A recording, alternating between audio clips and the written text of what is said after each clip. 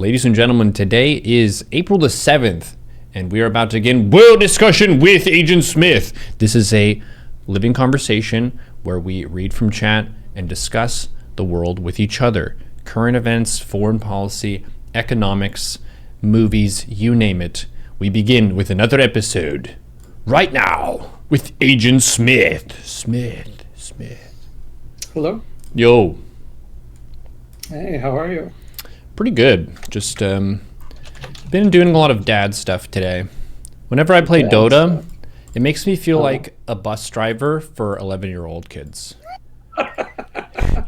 And I have to persuade usually 4 other individuals who behave like 11-year-old kids that we do still have a chance to win, even if it's not greater than 50% chance.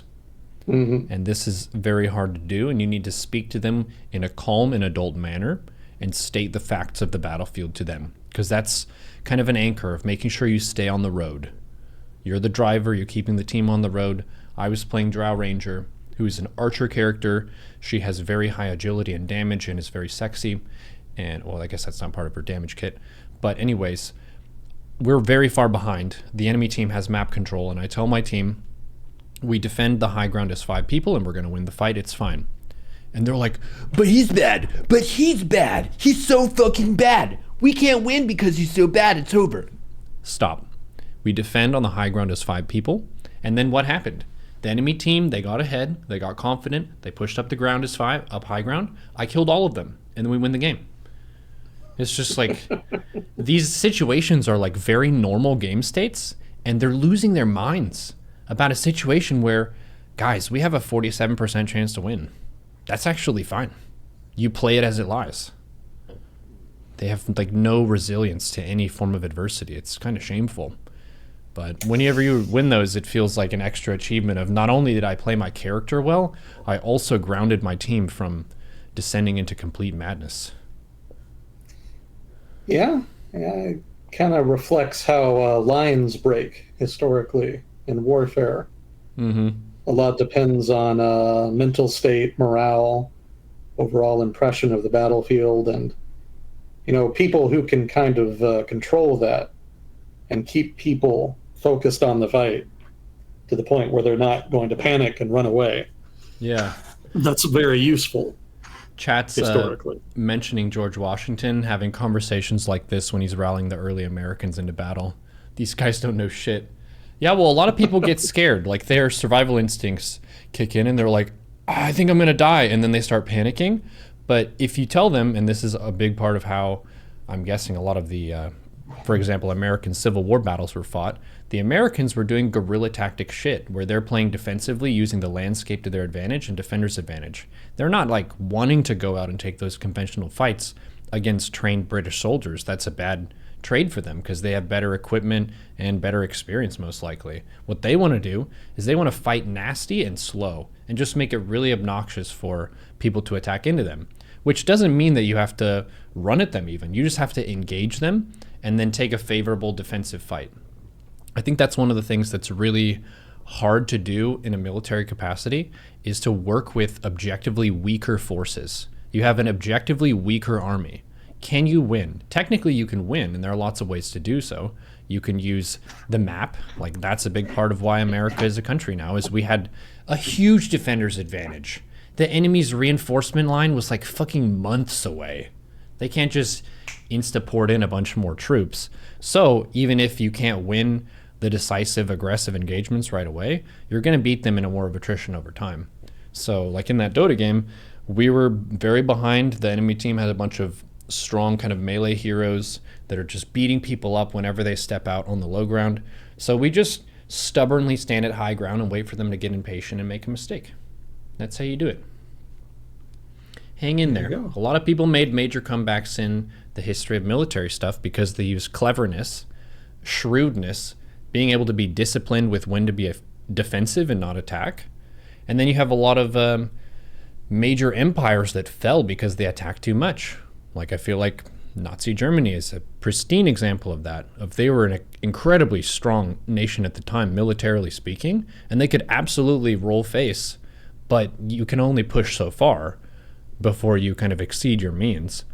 And Like, the ideology of that regime aside, it was just being too ambitious militarily speaking for what they had available. And then also not respecting the map, because the map toward pushing Russia is snowy as fuck. And that's like some of the worst fighting condition possible. So you're being so arrogant that you can push the whole world like in two directions at the same time, regardless of landscape and weather. That's just too much arrogance. Yeah, the scope of the Eastern Front in World War II was massive. Like, even to this day, it's the largest land battle that's ever been fought in the history of warfare. I just want to pull the map up real quick to get the north to the south of where the Eastern Front was. Because I know there's shit going on in Finland, right? Yeah. Okay, so Finland has covered this north part. I'm going to show it on stream, sorry. Okay, there's a map. Okay, so Finland, there's fighting in Finland to Russia, and then Estonia, Latvia, Belarus, Ukraine. I'm guessing this is all active front. Yeah, so you see the eastern border of Poland. Yeah. So technically that was the jumping off point that the Germans attacked Central Soviet Union, from which the Germans attacked the Central Soviet Union. And also, Eastern Poland, that would be pretty much it. And then they also were able to attack from Eastern Romania. Because Romania was a kind of German satellite state at the time. And I'm guessing at that time Ukraine was it its own entity or was it part of Russia? It was a part of the Soviet Union. Okay. What is now Western Ukraine was a part of kind of different countries over time. I want to say they took that as well as part of the Molotov-Ribbentrop Pact. I'm having trouble remembering off the top of my head, though. Yeah, I think the eastern Polish border with Belarus and present-day Ukraine was where roughly the split between Soviet-controlled Poland and German-controlled Poland was after the war started in 1939, when Poland was defeated. So from there, and then from eastern Romania, they blew into Ukraine, as well as, the rest of the Soviet Union. And yeah, from there they went all the way to St. Petersburg in the north. But there was also fighting in Egypt, right? North Africa. How far? Mostly Libya, but they did penetrate Egypt a couple times. Damn. Yeah, so from pretty much Africa to Finland, they're trying to push. Did they mess with Turkey? What was Turkey doing? Oh, Turkey was neutral. Turkey didn't want anything to do with it. Leave us the fuck out of this. That's pretty smart. We've got bigger problems. Yeah, they're also at kind of a pressure point between them, so that would actually put a lot of pressure on them if they picked a side. Yeah, keep in mind, though, North Africa was subordinated as a theater for the Germans anyway. They didn't care all that much about it, and the deployments there were pretty small. Like, I think at the high point, the largest British army in Egypt was about 100,000. And that was like the main army doing all the fighting, and for the Axis, it was something like 60 to 80,000. That was around the time of the Battle of El Alamein. So that's, we're talking about a theater that maybe had like 250,000 total before the American involvement in North Africa anyway, whereupon obviously it would have increased. But yeah, the Germans and the British didn't have a whole lot of people in North Africa. Partly that was just due to logistical restraints. It was very far away and had very poor infrastructure. So, if you look at a map of the course of the campaign in North Africa, you'll note that almost all of the fighting is within like 20 to 50 miles of the coast. Like, there was very little fighting beyond that. Yeah, well, I'm just thinking like it's pretty barren in terms of resources south of the coast, so there wasn't really incentive to like control territory. Yeah.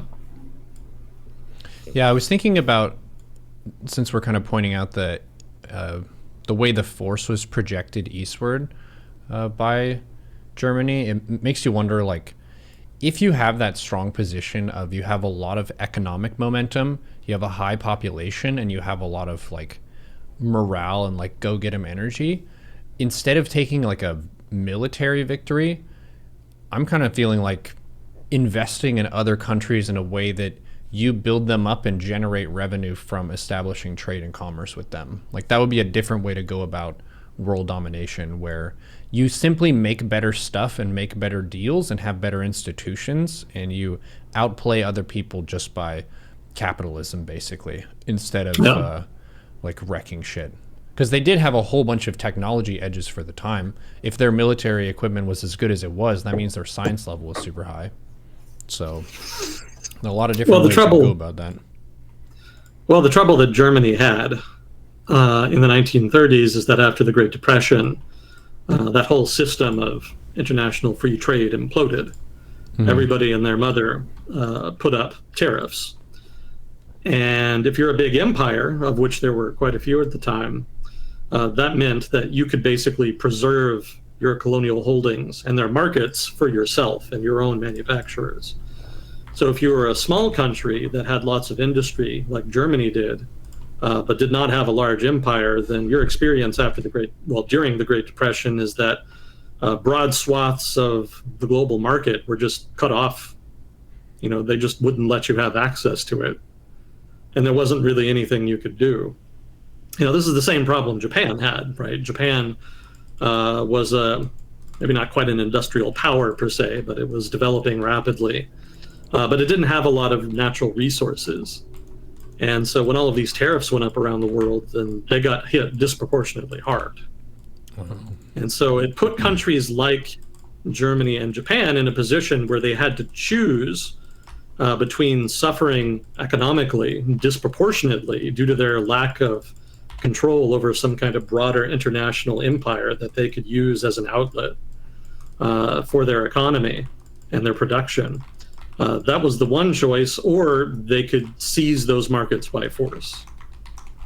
And ultimately, the nationalists in Japan and Germany won that argument. You know, it was determined that the best course of action would be to try to seize what they needed in terms of both economic inputs and in terms of end markets, rather than just trying and begging countries like, say, France and Britain for access to their colonial holdings as well as their own markets.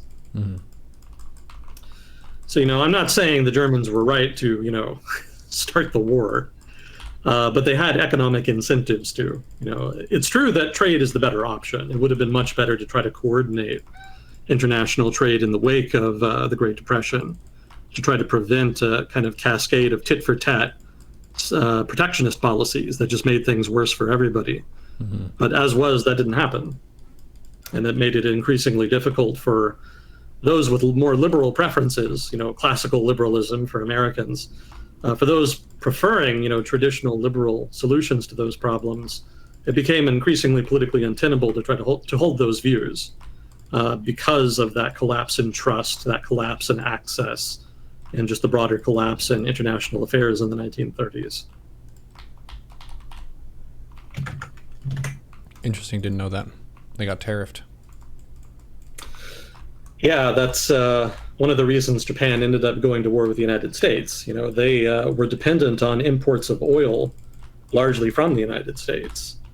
And as sort of the international situation deteriorated in the late 1930s, the United States put increasing pressure on Japan to stop its war of aggression in China. And I think it was 1941, spring or so, 1941, when the United States put sanctions on, prevented the export of rare metals to Japan. The U.S. was an important producer of stuff like tungsten, for example, which was used to make ammunition. So that put the squeeze on Japan's military. But then later on, the real straw that broke the camel's back was oil. You know, we cut them off from American oil exports. And at that point, they had, I think, something like a year's supply of oil in their reserves. And after that, they would basically be cut off, and both their military and their broader industrial economy would basically come to a grinding halt.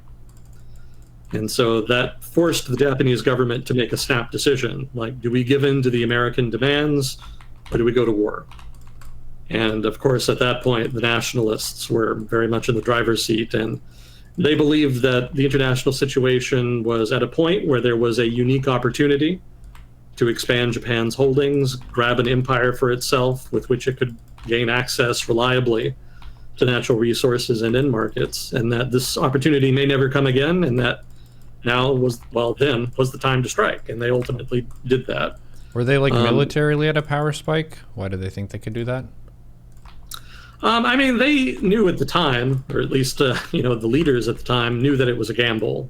Like, even with the liberal democracies of that era being as averse to war as they were, by then the war had already broken out in Europe, and Japan's economy was not sufficiently advanced to go toe-to-toe with a modern industrial economy like that of, say, Britain or the United States. Their hope was that, one, Britain and France would be tied down by fighting in Europe, which ended up being pretty accurate, and that the United States would stay neutral, or at least after they attacked, that it would largely refrain from fighting.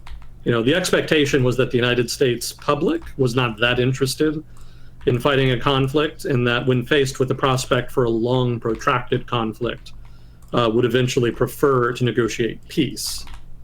So, I mean, even the Japanese didn't think the United States wouldn't fight at all. They assumed that there would be like 6 months to a year of conflict or so.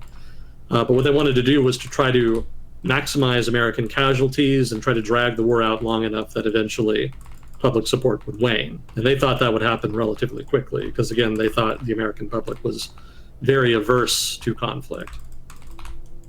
So, their decision didn't have anything to do with the perception that their military was in a uniquely strong position. It had more to do with the perception that their foreign rivals, especially in Europe, were in a uniquely weak position militarily. It's not that we're good. They're just bad right now. So if we wanted to make a move, this is our chance.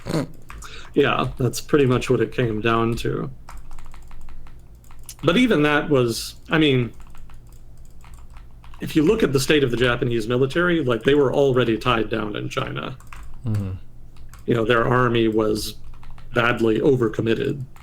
Like, even before the invasion of China happened, Japanese planners had noted that Japan's economy was not nearly big enough to support the size of the Japanese army that would be necessary to actually not only invade, but then occupy China.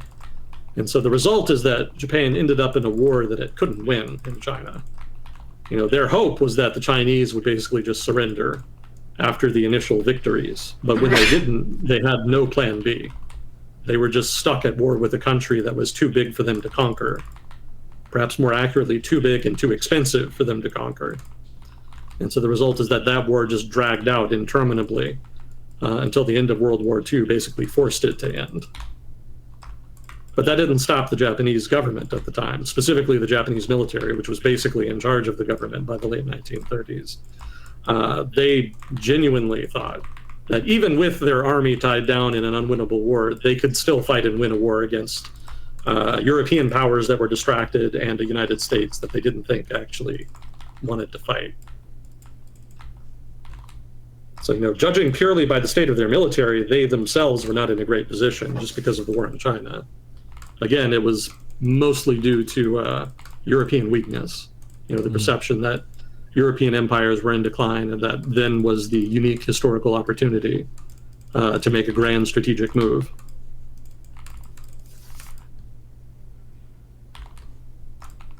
Interesting. I did not know this.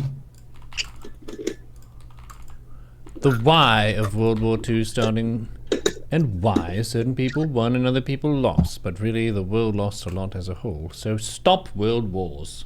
I've spoken. Well, look on the bright side. If there is another world war, it'll be over in 40 minutes. Yeah, probably.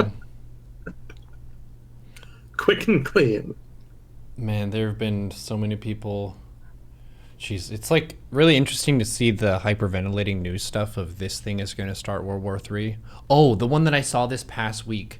I saw that some people believe that there's like a sacred red cow in the Jewish tradition that a certain number of them need to be sacrificed for them to get kind of the apocalypse slash the Messiah to show up again or something. And apparently there are people who are practicing Islam who don't want this to be the case or whatever. And there's some rancher in Texas who is selling them to the Israelis because they're like really high quality and they're really hard to have these cows in Israel, I guess. I don't know, maybe they're weird breed or something, but yeah, apparently that's something that could initiate the apocalypse, according to some people. But speaking of apocalypses, many people think tomorrow with the eclipse might have some sort of rapture. I had someone who was being very belligerent in chat yesterday about it. Belligerent about the rapture or about the coming eclipse? Apocalypse. Oh, yeah, okay. because I wasn't really prioritizing it enough, you know? I was kind of going about my day as though we've lived through the Mayan apocalypse and many other similar events. Yeah. I think that the Mayan apocalypse was one of the ones during the very first Agent Smith, I feel like. Because we've been doing this for about 10 years or so. 2017 is when we started. Oh, 2017, so not quite that long. When was the Mayan apocalypse supposed to be? 2012. 2012. Yeah, there was even a movie about it, remember? Oh. Yeah, it was called 2012. Oh, I didn't. And it was about the apocalypse. Mm-hmm. It's a very cheesy movie, but it's kind of a fun popcorn flick. So if you like those, give it a try. John Cusack. Chat's saying he's in it. 2012 movie. I don't think I saw Very this. goofy. Very goofy. Is it supposed to be campy and funny? Yes. Okay. The computer stuff in 2000. Oh yeah, the Y2K scare. I remember that. Yeah. That one, I think legit we would have maybe taken a reasonable economic hit if a bunch of our tech stopped working at that time. And I've heard that a bunch of people worked really hard to make sure the computers were able to figure out that going into a new millennium is okay, but the computers were very scared and they were potentially going to just zero out and quit. So I'm glad we lived that one. I remember we did stock up on food and stuff. We got extra groceries and stuff, a bunch of dry goods, beans, canned goods, that kind of thing.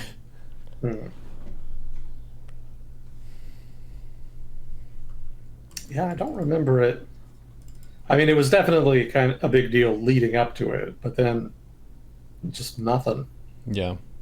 I remember kind of waiting to hear about news relating to disturbances related to Y2K. But yeah, when the New Year's Eve came, just nothing. We lived it. Chat has a question for you. They say some people believe the CIA created ISIS. What's your opinion on that? Didn't we talk about this last time? We mentioned ISIS, I think, because it came up from another topic, but the TLDR of what I remember in our discussions about the formation of ISIS is that us being less involved in the Middle East after being heavily involved meant that there was a power vacuum in that area where someone was going to take the monopoly on violence, and ISIS rose to fill that energy niche, basically. So I don't believe that the CIA directly created ISIS and like spawned the organization. That seems like a very silly choice if it were to be a choice. But for there to be a power vacuum there that we created by opening that area, by removing Saddam Hussein and so on. And what do we do in Afghanistan? We did a bunch of stuff in Afghanistan as well. So whenever we pull out, then someone's going to take over. So indirectly made ISIS, but not intentionally. Yeah, I mean, I guess I could see that, but that's way different than the CIA like creating it out of whole cloth. I think it's unnecessarily radical for interpreting the Quran and stuff for the CIA to make it like, how does that benefit them over the long term? That seems like that would create a thorn over the long term, because a lot of radical Islam really dislikes the US. Yeah, I think a lot of people are still stuck in the Cold War in terms of how they view American foreign policy. Like there was a lot of shenanigans the United States and the CIA in particular got up to back in the day. But after the Cold War ended, some people just kind of assumed they were still doing that for some reason, even though the whole modus operandi for overseas interventions, either direct or indirect, had been removed by the collapse of the Soviet Union. There just wasn't nearly as much incentive to do it in the first place. So I still hear people say the United States is behind this, that, or the other thing. I remember when Zelaya in Honduras was overthrown effectively. A bunch of people came out and said, that was the CIA. The U.S. did that. And no, like why? What's the point? We don't get anything. Who cares? One way or the other. Washington has no strategic incentive to prevent somebody like that from coming to power. They discouraged it. They did do that. They did say that they would prefer if somebody else had won, and they would prefer if that Zelaya was not, very explicitly violating the Constitution. But beyond that, evidence is very weak that the CIA was involved in it in any substantive capacity or even in any capacity. And there's lots of cases like that. I remember when the coup, slash protests in Bolivia resulted in this was like a couple of years ago. I want to say it was like 2018, 2019. There was an election, Morales won, but then there was some big protests, and then he ended up stepping down, and the election results were basically negated. And there was a right-wing conservative interim president that ended up taking power. So I remember when that happened, there was a bunch of people saying, okay, that was a CIA operation. The United States wants to get rid of Morales and wants to try to prevent these sort of, Chavista countries, Chavista governments from staying in power. But, the evidence for that was also like virtually nil. Like, again, why does the United States care about that? It's not the Cold War. If you want to be socialist, you can be socialist. Washington doesn't really care anymore about that. The only reason they care about Venezuela is, one, because they've kind of sort of aligned with countries like Russia and China. And two, the Venezuelan government itself basically declared the United States an enemy, which kind of ties our hands a little bit in terms of how we deal with the issue. If you want to go out and say, like, you're trying to destroy us, you're trying to kill us, there's only so much we can do to kind of reach out and reach some kind of understanding. I remember when Chavez went to the UN and he spoke after George W. Bush, and he made this joke about saying that he still smelled sulfur from the devil that had been speaking previously. Just little things like that. Wow. Like they were very belligerent. So there wasn't a lot of scope there. I would point out too that the United States did not go hard on Venezuela up until maybe like 2018. Before then, sanctions were individual sanctions only. The sanctions targeting Venezuela were very mild. And by the time they actually implemented substantive sanctions under the Trump administration in 2018, the Venezuelan economy had already collapsed. It was already a mess. So the U.S. government, if it wanted to challenge the Venezuelan government, was very much late to the party. They really were not trying very hard until the Trump administration. And then the stuff the Trump administration did was laughably stupid. I remember there were those guys from Florida that got arrested after landing on the Venezuelan coast. It was like they were using like a motorboat or something stupid like that. They were trying to launch some kind of coup or revolution, and they were just caught immediately. They landed and were just immediately rounded up.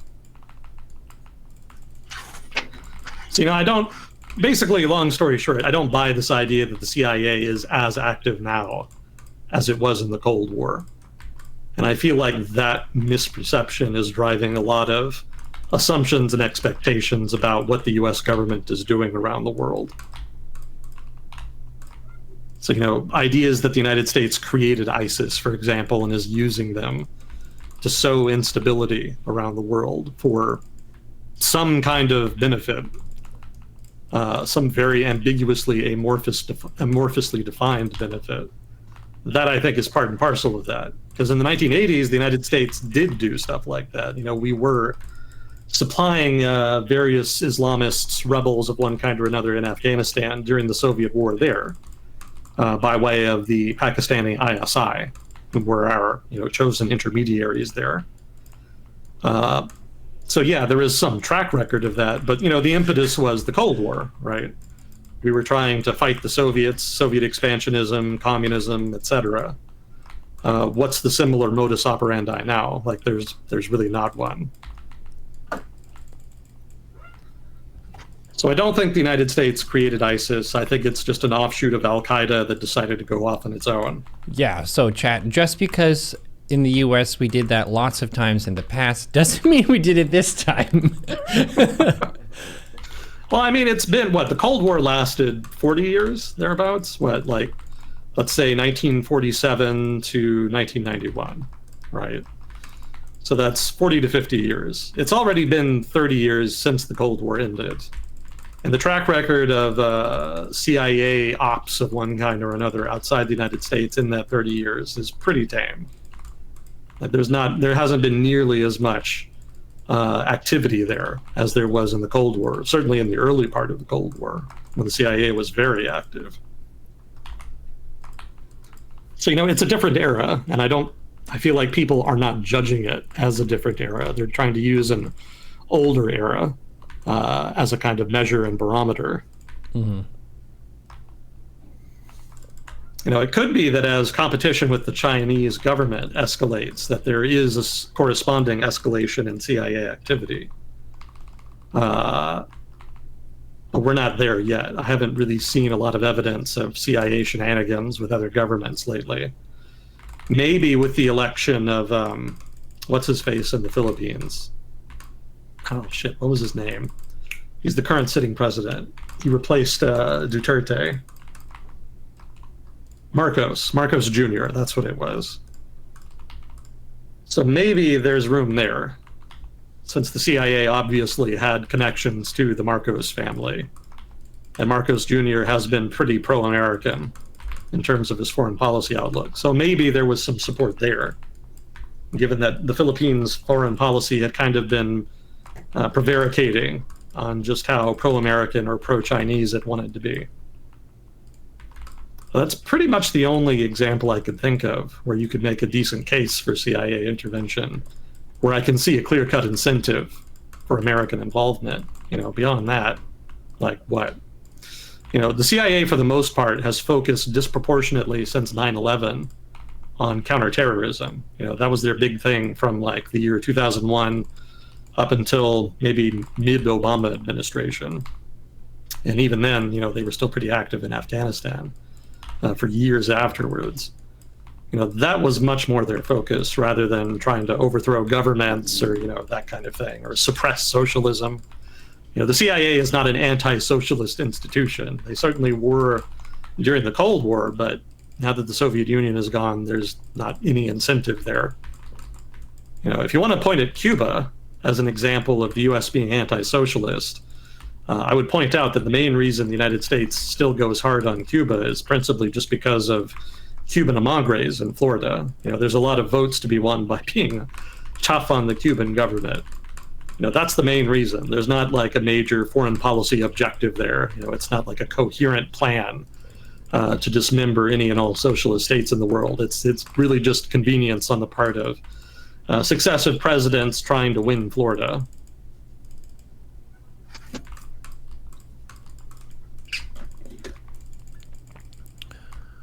Florida, the swing state. It's supposed to be, but it's gone Republican in pretty much every major, every presidential election for 10, 20 years. I don't think Democrats have won it in a long time. Florida, the former swing state. Well, it's funny because the polling is still close, relatively speaking, but it always seems to swing one way. Mm-hmm. In presidential elections. Oh, okay. So Florida went Democrat in 2012. Okay, so 2012, they voted Trump in 2016 and 2020, I want to say. 2020 Prez election. Pretty sure they did, yeah. And then 2008. Oh, okay, Democrat again in 2008, so I guess I was wrong. Well, still, that's 8 years. That's 2 successive presidential elections when an ostensibly toss-up swing state has voted Republican. I think there's pretty strong expectation that it'll go Trump again in 2024. So I don't think the Democrats are treating Florida as a swing state at this point. Maybe I'm wrong, but that's my impression anyway. Maybe that's a good cue for the usual disclaimer. I'm not an expert in everything I talk about on here. So if I ever say anything wrong, stupid, or biased, please do correct me. If I'm wrong, I want to know more than anybody. So participation by chat is certainly encouraged in that regard. I won't read chat while we do this because I can't walk and chew bubble gum at the same time, but I will see the feedback later. And I do enjoy the feedback, even if it's just to tell me that I'm, quote unquote, pretending to be measured, whatever that means. That's pretty good. Was that a recent comment? I didn't see that one. That was a YouTube comment, yeah. Nice. Well, you do a really good job at pretending to be measured. Most of the time, I'm pretty sold on you actually being measured in how you speak about things, but hey, you have a future in acting. I guess so. Yeah. I guess so. I guess I give Oscar-worthy performances every Sunday on here. Yeah. Nice. It makes me feel included and not alone because I got a comment recently, one about like, who is this guy? Why is he doing this? This channel's not for me. He's not even a top pro. What is this about? Why does he stream? It was like someone who's really confused that someone could be like the middle class content creator. It's like unfathomable. Did you know the middle class does exist? We have several members. We have at least 4 members. Yeah, you know, the economy has evolved so much. I feel like there's a lot of aspects to it that people have not really cottoned on to. Mm-hmm. You know, you can make a decent living, albeit, you know, a modest middle class one doing something like streaming, if you're willing to put in the work. And that's just as true for any number of sort of new age, you know, new economy type activities. Mm-hmm. You know, I mean, people don't think very highly of the gig economy, but, you know, that's workable. It's probably more workable if you're in a multi-person household, you know, maybe with another income or two helping you out, but that's doable. It's feasible, which is why there's still people doing it.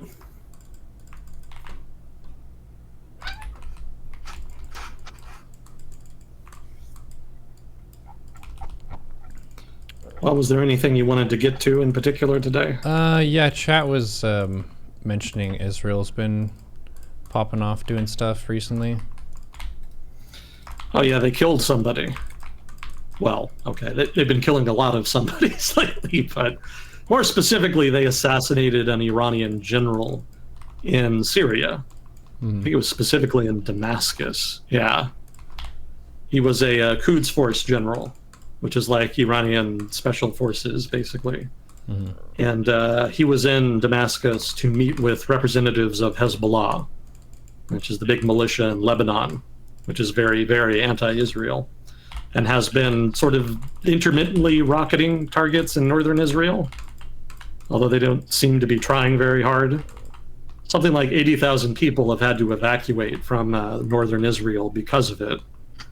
But at the same time, Hezbollah has not escalated nearly as much as they could, so it seems like a lot of the rocketing is actually just symbolic. I think I even read a story of them like purposely hitting outposts on the border that they knew were empty, specifically so they could avoid escalation. So this Quds Force general was meeting with reps of Hezbollah in Damascus, and the Israelis blew them up with an airstrike. And so, yeah, that was sort of the big news recently. And that's got the Iranian government talking about some kind of retaliation. It's not really clear what. The Iranian government has signaled pretty hard it doesn't really want to escalate into some kind of general conflict with either Israel or the United States. So most likely the retaliation will probably be relatively tame and moderate.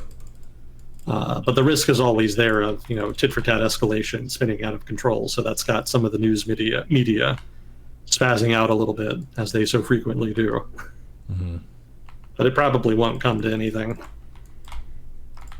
And it's not as though Israeli airstrikes in Syria targeting Iranian targets of one kind or another are unusual. They've been doing it fairly consistently for the past 10 years or so. So that's hardly abnormal. The only thing unusual about the recent airstrike is the seniority of the target. Mm-hmm. Generally they're blowing up supplies, armories, that kind of stuff. Maybe some people, depending on what kind of activity they're engaging in Syria. But they don't generally go out of their way to hit high value targets like in general. So that's the only real difference here. Let's see, I think they also, did we talk about them blowing up the aid workers last time? I don't think so.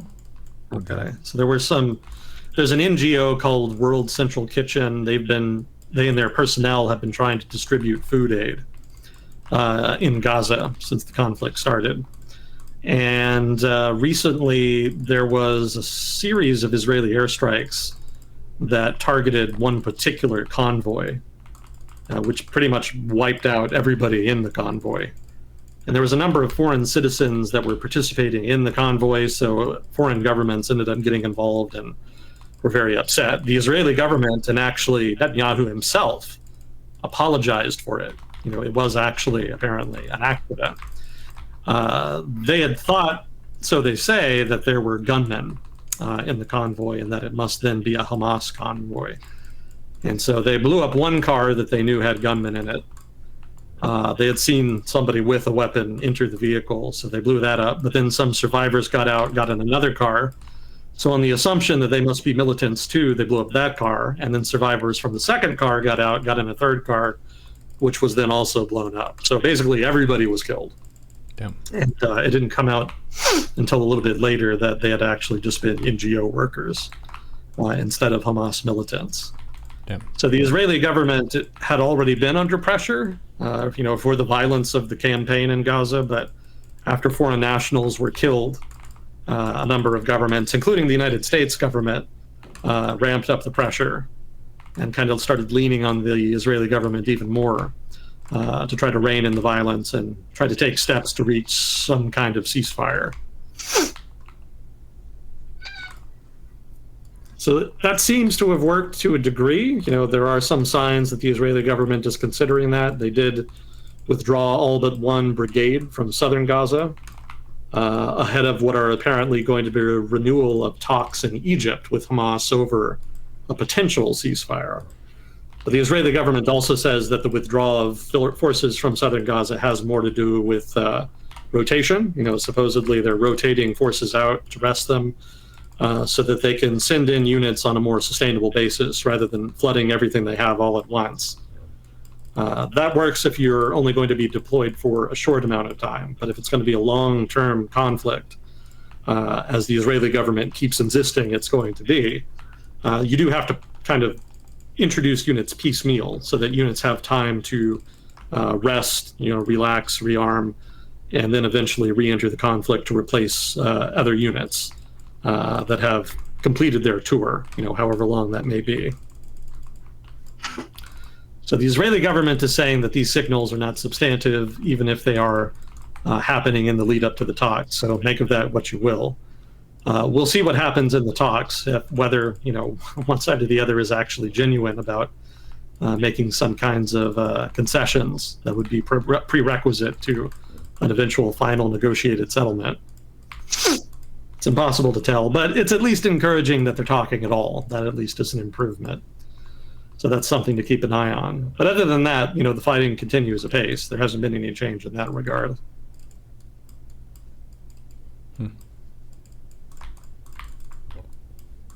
So other than a few Israeli airstrikes that were more dramatic than usual, there's not really much to report as far as fighting in Gaza.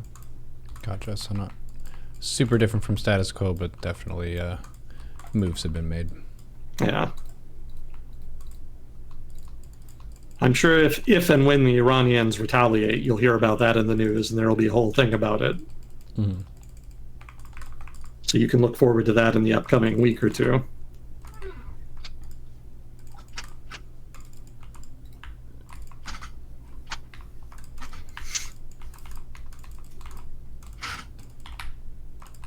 Did you have something else in mind? We might have had some questions by now, but I think those are the main things that I heard from chat before we got started. Gotcha.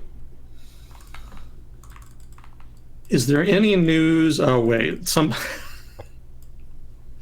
Steve Whiskey was asking Waffle House, IHOP, or Denny's. Hey, that's a valid question as any. Definitely IHOP for me. Yeah, I've never much liked Waffle House. It's a little rough around the edges where where I grew up. So yeah, IHOP is a little more civilized than Waffle House in my experience. Denny's is okay. I just haven't been there as much. We didn't have a lot of those. So yeah, I would have to default to IHOP, I guess. So a more substantive question, is there any news on U.S.-Cuba relations? They're basically frozen. There hasn't been any significant change. You know, the Obama administration saw some détente, but what moves were made to try to kind of thaw relations were pretty much all reversed under the Trump administration. So, you know, there had been like loosening of restrictions on travel, stuff like that, but those were all reversed. So, yeah, it's pretty much on ice right now. There's not a lot happening. Cuba's economy is continuing to underperform and, you know, resulting in a lot of people trying to leave Cuba right now. There's been a big surge in Cubans trying to migrate out, you know, more than a few of them to the United States.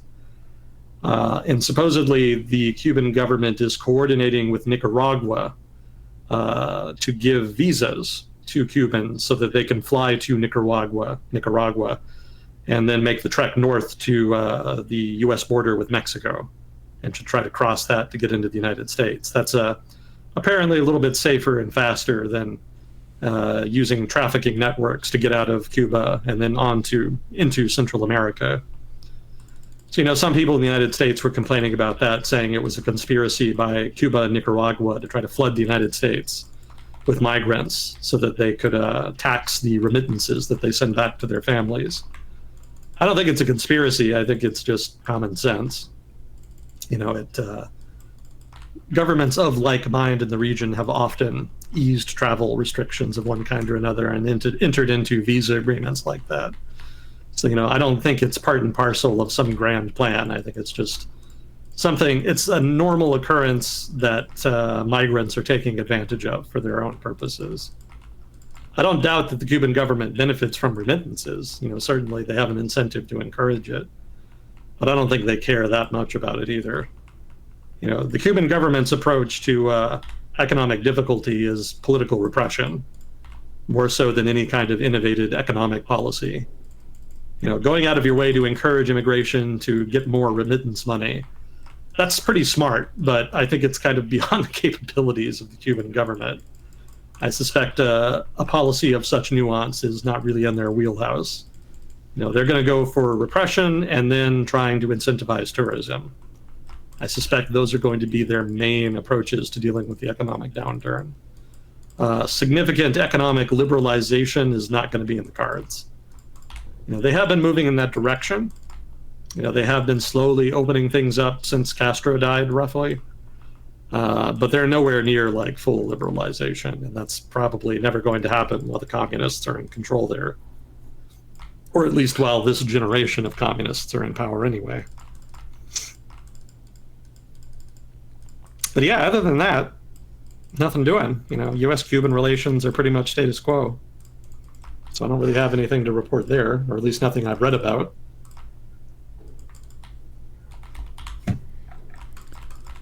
Fuzzy Cord just asked or passed along a question from a chatter about the U.S. currency and the, I think, global reserve currency or something. Yeah, that's that's another holdover belief from the 1970s. So in addition to being stuck in the Cold War, a lot of people are stuck in the 70s when it comes to America's American trade and the American economy. There's this sense that the only reason the U.S. economy is as powerful as it is because the U.S. government goes out of its way to try to force countries and foreigners to use the U.S. dollar in international trade. And yeah, that's not the case. There was a time in the 1970s when the U.S. dollar was basically tanking. It was collapsing in value because the U.S. government was spending too much money, both because of Great Society programs and because of the Vietnam War. And there was not a corresponding effort on the part of partners in the Bretton Woods institutions to try to decrease the value of their currencies to try to stabilize the fixed exchange rate regime that they had been trying to maintain. And so the result is that the Nixon administration pulled out of Bretton Woods, basically pulling out of the fixed exchange rate regime and just let the dollar float. The trouble was that the underlying factors that were driving down its value were still present, so it continued to devalue. And there was a serious concern that there would be difficulties in terms of the federal government getting people to lend money to it. The idea was that if the dollar is going to keep devaluing, then why would people invest in U.S. treasuries, which is the vehicle through which the federal government borrows money? So in order to address that problem, the U.S. government basically leaned heavily on the Saudi government, as well as Gulf countries in general, to start taking oil money, specifically the dollars that they made selling oil to the United States, and buy U.S. treasuries. And the idea there was that by signaling confidence in the U.S. treasuries, the dollar would stabilize, and then also the U.S. fiscal issue would be simultaneously resolved, which is what ended up happening. And the result of that is that this idea of the petrodollar was cemented. This idea that it's oil money from the Middle East that floats U.S. treasuries, and that if this money were to disappear, treasuries would collapse and the U.S. dollar would start devaluing again, and that the U.S. economy would somehow implode or suffer or significantly decline. These ideas are never particularly well fleshed out. Even if that were true, even if the U.S. dollar did significantly devalue, that's not the end of the U.S. economy, right? Well, you said that our economy is mainly services oriented now. We do have a lot of oil, and we have reliance on oil as well. But relative to other countries, we have a pretty mixed economy in terms of where we're getting our money. Yeah, very much so. And there are things that we need to import, but if the dollar devalues, what's going to happen is not a collapse, but just a reorientation. There are firms in the United States that would benefit significantly from a cheaper dollar, specifically manufacturers. Manufacturers in the United States have suffered due to the dollar being as valuable as it is, because it makes their exports more expensive relative to foreign competitors. So, a devalued dollar actually benefits broad swaths of the U.S. economy, even at the same time that it hurts certain other parts of the U.S. economy. So, the net result is going to be, again, reorientation. The economy won't collapse, it'll just change. It'll be probably more oriented, relatively speaking, towards export manufacturing and less dependent on various kinds of import-dependent industries of one kind or another. But even that, again, that's hypothetically. Really, the U.S. dollar, the U.S. economy does not depend on the U.S. dollar being the globe's reserve currency. It's a historical accident that it happened at all. The Bretton Woods system was predicated on the dollar, so the dollar became the currency of international trade. And in order to ensure there were enough dollars, the Federal Reserve had to print relatively more than it probably should have or needed to if it were only printing them for domestic usage. So by the time the United States left the Bretton Woods system, there was a massive surplus of dollars overseas. So, at that point, even when the dollar ceased to be propped up by the fixed exchange rate regime that had been created as a part of Bretton Woods, it remained the world's main currency of international trade just because it was the most available, the most liquid, and the most reliable. It's still, even though it had been declining in value, it was less likely to collapse in value or to suffer major swings in value than a lot of the currencies used in the developing world, for example.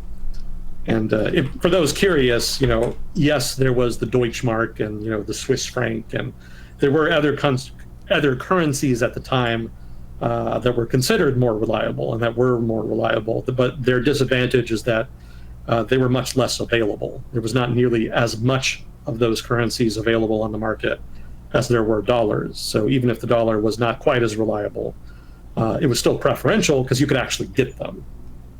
Switzerland is a small economy. They only print out so many Swiss francs.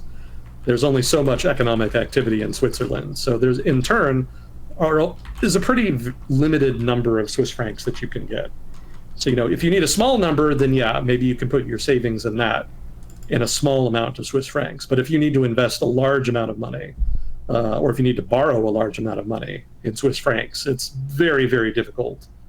It'll take either a very long time, or, well, basically that. It's going to take you a long time to accumulate all of the Swiss francs you would need for any kind of big business deal. Much faster just to go with something like dollars, which are just ubiquitous. They're everywhere. So the dollar is the world's main trading currency and the reserve currency, largely because of path dependency, because of that experience with the breakdown of Bretton Woods, well, with the creation and then subsequent breakdown of Bretton Woods. That has more to do with the dollar's preeminence internationally than anything else. But it's not the result of the federal government of the United States going out of its way to force countries to use it. By and large, it is voluntary. And again, if they stopped using it, if it stopped being the world's reserve currency, that's not like some kind of body blow to the US economy. It would be able to adjust to that. And I would point out, too, that people have a lot of misconceptions about reserve currencies.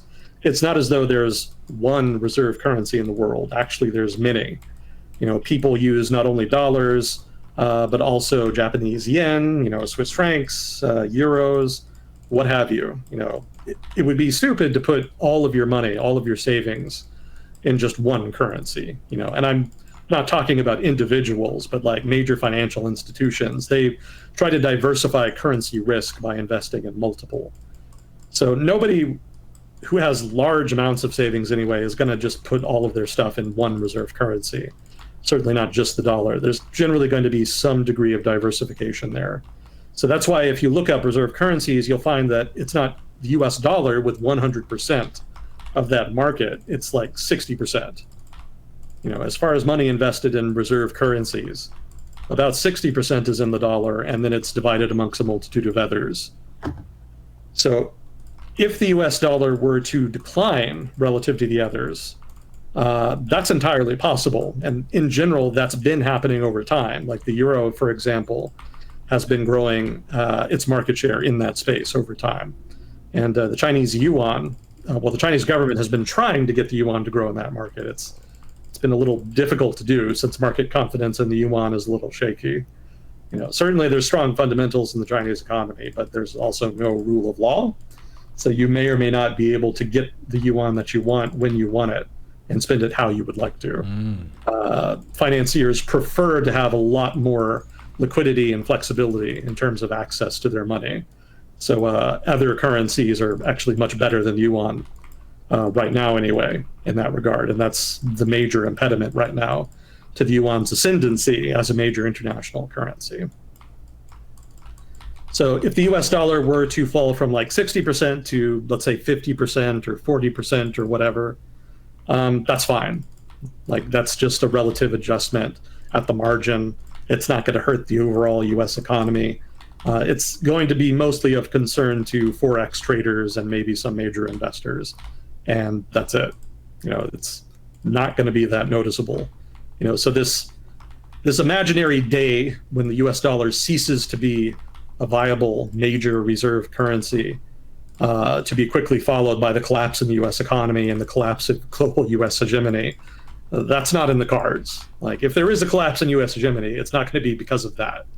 That's not how markets work. That's not how currencies work. It's just a broad misperception about the role of the U.S. dollar in the economy and how the U.S. economy, more broadly speaking, works. Yeah, I guess to kind of break it down in its fundamentals, the U.S. economy isn't based on the dollar itself. It's based on what the American people are doing and what they're generating over time. Yeah. So if our institutions are good, if our money is accessible, and if we're working hard, then the U.S. dollar will be strong.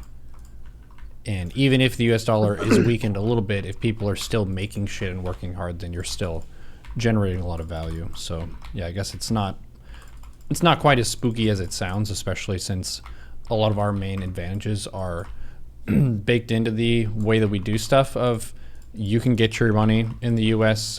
Relatively easily, comparing it to China, and then as well, it's a pretty stable economy through different hardships and so on, mainly because we're not vulnerable to famine because we overproduce food for our population. We have tons of land, so we're not really going to have a shortage of space for people to live. So there are a lot of just key geographical factors that I feel like set the U.S. up to be able to grow really fast. Well, the biggest advantage is rule of law, because that ensures that if you invest your money here, you can get your returns. Mm-hmm. You know, there's not going to be like an arbitrary seizure of your assets like you would see in a lot of other places. And in general, it's a very pro-free market country. So that in turn generates relatively more economic growth than you would see in, say, Europe, where there is a little more aversion to the free market. So between rule of law and pretty decent overall economic growth, the US has some big advantages over other places. Like if you want to invest your money, the United States is probably the safest place you could invest in. And then among the safest locations you could invest in, the United States offers the highest return because we have relatively more growth. So that ensures that we generally get a shit ton of investment. You know, people in the United States don't think about foreign investment in the United States that much because it's relatively small compared to the overall economy, but we actually get like a lot, like several $100 billion worth every year, which is an enviable amount. Like lots of developing countries would love to have hundreds of billions of dollars of foreign investment flowing in. But we get that and just kind of brush it off because it's not really big enough to notice in a, $23 trillion whatever economy. So we're an attractive investment locale that ensures that that's part of the reason why the dollar maintains value. Also, we're still a major exporter. I feel like people are down in the United States on America as a major exporter, but we are number 2 in the rankings, keep in mind. China has long since surpassed us and is larger, probably twice as large an exporter, maybe more. I can't remember what the exact numbers were. But people tend to think that because China has surpassed us so much that American exports just don't matter anymore. And that's not true. We're like twice as large as the number 3 leading exporter on the planet. So, there's lots of reasons for the U.S. economy to stay pretty strong in terms of international trade and in terms of foreign exchange, currencies and whatnot. We've got very strong fundamentals here, even in spite of some of the headwinds that we faced in very particular areas of the economy. Like those are imminently surmountable here. And similar to the disclaimer, every person has a bias, and both of the speakers here are from the United States, full disclosure. I've lived most of my life in Washington State and Texas, and I'm currently residing in California. I've also been to Florida a few times and driven across the U.S., and I've been to a few other countries, but yeah, overall I feel like the U.S. is a pretty good place to live. We have a lot of strong advantages. Obviously, it's not a perfect country, and we have a lot of our own problems, but we do some things well. We have a very go-get-'em attitude, which has pluses and minuses. And obviously, not everyone in the U.S. does have that attitude. We have a lot of stereotypes and things like that, but what we're talking about here is the fundamentals of how we do business and how we make companies and how those companies relate to the government and what different institutions are allowed to do and how they're regulated. Lots of different strategies for managing those. So I think you're saying that the way that we've set it up incentivizes growth more than some other systems that might incentivize loyalty, for example. Like with the Communist Party of China, obviously they're going to be able to do a lot of stuff that the US government can't do because they can do whatever they want. They ultimately rule. Whereas our government still has to play by the rules that it's set up for itself. Yeah, China's economy has grown a lot, but a lot of that was catch-up growth. And now that they're in a different stage of development, they're struggling a little more. They're at the point now where they've kind of caught up in terms of economic development, in terms of things like infrastructure and whatnot. Like they've heavily invested in infrastructure to the point where there's really not much more they can do, realistically speaking. So, they're kind of in a position to shift towards more of a high value services economy, but they're caught in the middle income trap, right? A lot of countries in East Asia get stuck at the middle income level and find difficulty moving into the category of developed economy. And one of the main problems that China has is rule of law, right? It's hard to innovate in China's economy and benefit from it personally. Like if you've got something that you want to create, if you have some new invention, it makes a lot of sense to just take that outside China. Because there you can get stronger intellectual property rights. You don't have to worry about somebody so to the point where you don't have to worry as much about somebody stealing it from you. There's a lot of, if in China, if you want to do business, you basically have to know the right people. Obviously that's less the case the lower in the pecking order you are. Like if you're just trying to run a restaurant, doesn't really matter so much. But if you want to do something bigger, like opening up a factory or something, like an industrial scale activity, you're going to have to know the right people. Because if you don't, then they're going to treat you like prey. They're going to predate on you. They're going to take from you. They'll manipulate you. And if you have business rivals, they'll have a heavy, significant incentive to try to use their connections to fuck you over. Business competition in China is not just based on price. It's also based off of manipulating your political connections. So that can mean if you don't have the right connections, that your intellectual property, whatever new invention you're trying to introduce, can very easily end up being exploited by somebody else. And there's very little recourse for you if that does happen. Beijing has tried to improve its enforcement of intellectual property, things like patents and whatnot. But success has been relatively mixed. So depending on what you're doing and how much the government is prioritizing it, it can make more sense to just take it overseas and do it there. Whereupon the benefit of whatever it is you're innovating will accrue to the host country that you've moved to. And the United States disproportionately benefits from that. A huge chunk of our tech workforce is Chinese and Indian, right? And, you can thrive in China and India working in their tech industries, but you can probably make more over here, especially if you've got like a big idea. If you've got like a big unicorn type idea, like the US markets offer relatively more opportunities. So if China could kind of get over that aversion to giving up control, if they could get over their just need to have the Communist Party involved in everything, and if they could deal with the corruption issue, especially, like if they could deal with the corruption issue, that would even go a long way towards dealing with the rule of law issue, since rule of law, part of the benefits of rule of law is that you mitigate corruption. So, those two things, corruption and rule of law, would really, really help China's economy, and they're at a point where they kind of need it. But the party doesn't want to give up power, and so they're focusing on other avenues through which to pursue economic growth. And at this point, they've basically given up on significant economic growth and are preferring to focus on other priorities. So industrial policy, for one, they want to try to lay the foundation for a modern economy that moves up the value chain. Their hope is that eventually that'll be big enough to generate lots of high-paying jobs, because right now they're actually not generating enough high-end jobs for their college graduates.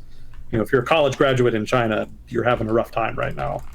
If you can get a good job, great, you'll do well. Like you can live well in China. It's not like nobody does.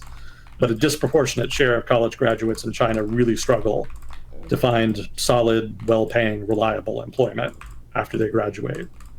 And that had kind of always been a problem to a degree, but it's been getting worse and worse over time, especially over the past 10 years. So the party is really, really hoping, maybe even gambling, that its industrial policy will be sufficiently successful to address that problem. I'm pretty dubious, but we'll see. There's also an over-reliance on state-owned enterprises in China, but that's just part and parcel of the party's aversion to decentralization. The party doesn't want to give up the commanding heights of China's economy, right? So all of these massive state-owned companies and areas like steel production, banking, what have you, they're loath to give up control of those because they see them as levers through which to control the economy.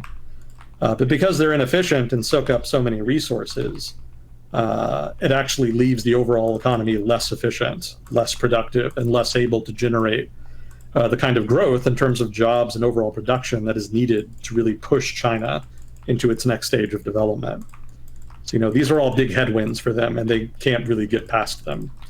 So the United States doesn't have to worry about that. All of the trade-offs involved with having more economic growth, more entrepreneurship, more opportunities, we make those here. It comes at a cost. If you're working class in America, then you're kind of having a rough go and have been for a while. But in terms of overall economic activity, like at the big picture level, macroeconomic level, the U.S. is still a very strong performer.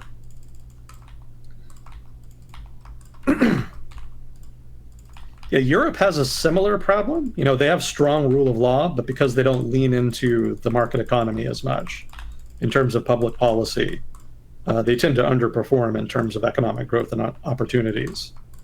So, you can live very well in Europe, for sure. And if you're working class, you live better. You probably live better in Europe than you do in the United States. Obviously, mileage may vary, but for the most part, that's probably true. I don't think that's too controversial a take. But at the same time, if you've got like a big idea, if you want to do like a big entrepreneurial thing, start a new business, it's easier to do that kind of stuff in the United States in general.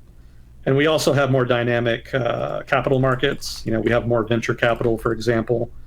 We do a better job with things like, we're probably about equal in terms of public-private partnerships. So things like partnerships with universities to develop new technology. I think both Europe and the United States are pretty good about that. But the issue is what happens after the innovation. The United States is a little better at getting innovation off the ground and leveraging it and leveling it up into significant production, a new industry. Mileage may vary there too. There's a lot of things the United States has invented, or more accurately, a lot of things that were invented in the United States that ended up not taking off in the United States and became mainstays in other places. Have you ever heard of CNC machining? Command and Conquer? No, I don't know what that is. It's computer numerical control machining, and that's just a fancy name for fully automated, roboticized machining. So if you have a hunk of metal and you want to carve it into something, it used to be you would have a man operate a machine and do all of that. They would machine whatever that material was into some kind of shape that could be used by a consumer of some kind. With CNC machining, computers do that with minimal human interaction. You basically program it, and then it'll automatically cut a slab of whatever metal into some kind of shape, like a intermediate good or maybe even a final good, depending on what you're making. So that technology was developed in the United States, but American manufacturers did not invest in it substantively. And so the result is that actually German machine makers and Japanese machine makers actually ended up becoming the leading producers of CNC machinery. And as a result, the machine tool industry in the United States took a significant hit in the 1980s because their market share just collapsed in the face of what was more technologically advanced, more productive competitors in Germany and Japan. So we have had problems with that, certainly. But overall, again, the big picture, like the United States is the better place to start new businesses and to innovate. And, if you look at Europe, results speak for themselves. Like the European model is very good at taking care of people. It's much less good at producing opportunities for people. Like the European tech sector is relatively negligible compared to the American tech sector or to the Chinese tech sector. The Chinese and American tech sectors are much more dynamic. And also, we're better at generating jobs, which can be a mixed blessing since not all of those jobs are very good. In Europe, they have much better benefits for the working class, but the caveat is that they don't generate a lot of new jobs for new entrants into the workforce, and so it can actually be pretty difficult for people to get jobs to take advantage of that, all of those protections for labor. All of the benefits and protections for labor require you to get some kind of job in the first place, but if you can't get one and end up working in the gig economy, you don't really have access to that so much. And more workers in Europe are ending up in the gig economy, much like in the United States. And the result is that you have kind of a dual track economy where you have one part of the workforce which is working in, prototypical protected social democratic paradise, well protected, well benefited jobs. And then another part of the workforce which is working in much more of a cutthroat capitalist environment. There's much less regulation even in Europe for the gig economy. There has been traction to change that, but I don't think there's been a lot of substantive action there yet. And there's increasingly then a divide, increasingly inequality and a divide between these different classes of workers. And as of yet, European public policy has not been able to contrive a solution to address that issue. Here in the United States, it's not an issue. Just people having shit low-paying jobs is kind of a feature, not a bug. That's considered a benefit because it generates avenues for people who just need work and need money to get it. So, we don't think highly of low-paid menial jobs, but they actually do serve a useful function here. But in the United States, unlike Europe, we don't think of that as a stepping stone into like regular, well-benefited work. That's just a stepping stone to whatever it is you can achieve on your own. Sorry, you were about to say something? No, you're good. Oh, okay.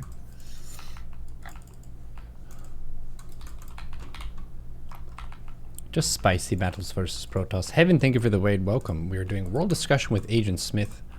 You're joining us in the middle of an amazing ZVP. Is there anything in the news or in history that you want to ask us about? Because you can. During world discussion with Agent Smith. Today we did a little update on some of the moves that Israel's been making. And we had a brief discussion about the coming rapture/apocalypse, whatever you want to call it. And we're enjoying some video games. Well, I noticed last time some people were talking about wanting to hear more about the rest of the world, because we talked a lot about the United States last time. Yeah. So I do have stuff. It's just not that exciting for the most part. There's not a lot of big changes that have been happening. I think somebody actually mentioned Puntland, and I had some news about Puntland that I hadn't heard, so I did look into that, and not too much happening there. Basically, the national government of Somalia did pass some constitutional changes. And the two I have in my notes here from the article I read, they introduced direct presidential elections, and then they also allowed the president to appoint a prime minister without parliamentary approval. So those changes were basically imposed by the executive. They were passed by the parliament and then accepted by the executive. But the issue is that provinces like Puntland were not consulted. And that's a problem because the province of Puntland has been de facto independent and self-governing for 30-some years or so. Unlike Somaliland, Puntland had never declared independence. They always considered themselves a part of Somalia. But even so, the fact that they have a semi-autonomous government has kind of been an issue at times. They don't always like to follow diktats from the national government. And also keep in mind, Somalia does not really have a national government. The national government collapsed back in 1991, roughly. And the result since then has been for one, chaos. I think everybody remembers Black Hawk Down, for example, that was very much in that period of chaos. I think about 10 years ago or so, the UN organized an interim government that would act as the national government of Somalia. And they were able to, with the help of international peacekeepers, re-enter the capital, Mogadishu, and start operating as a government. But the problem is that they've never really been able to expand their writ much beyond Mogadishu.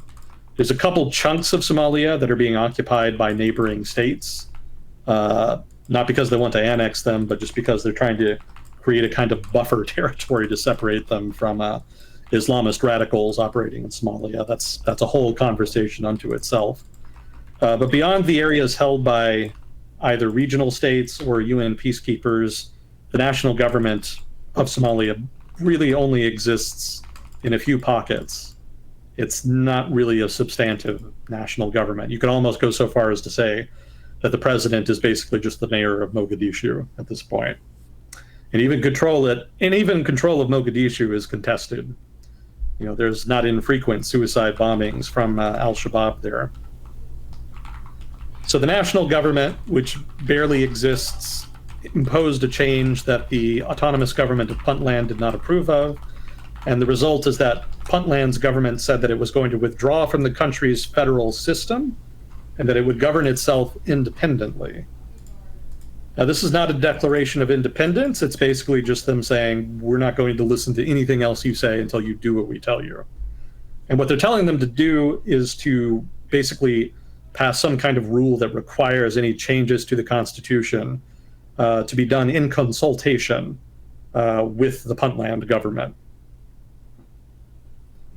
And given that the Puntland government is actually stronger and more coherent than the Mogadishu government, there's a decent chance they'll get that. And even if they don't, though, it doesn't mean anything. Like, Mogadishu cannot impose anything on Puntland right now. But I would point out, too, that there's no real substantive change here. Like, if Puntland leaves the federal system, quote unquote, and governs itself independently, that's no real change. Like, they've basically already been doing that for 30 years.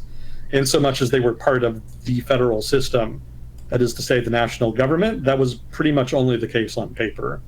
Like, in reality, the national government exerted very little authority over Puntland in practice. So this is basically just minor political jockeying. It does not represent a significant change from the status quo.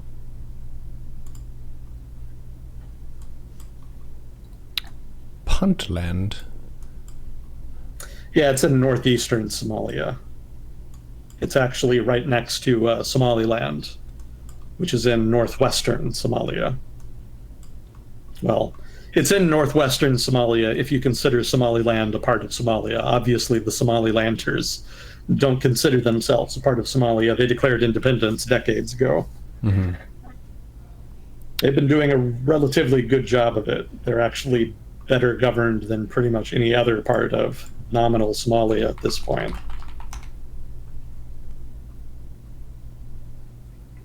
Interesting.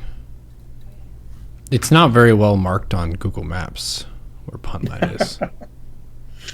Yeah, you would probably have to do a Google image search. Yeah. It centers the camera where it is, but there's no lines drawn. Yeah. Interesting. It's drawn in many different sizes in these images.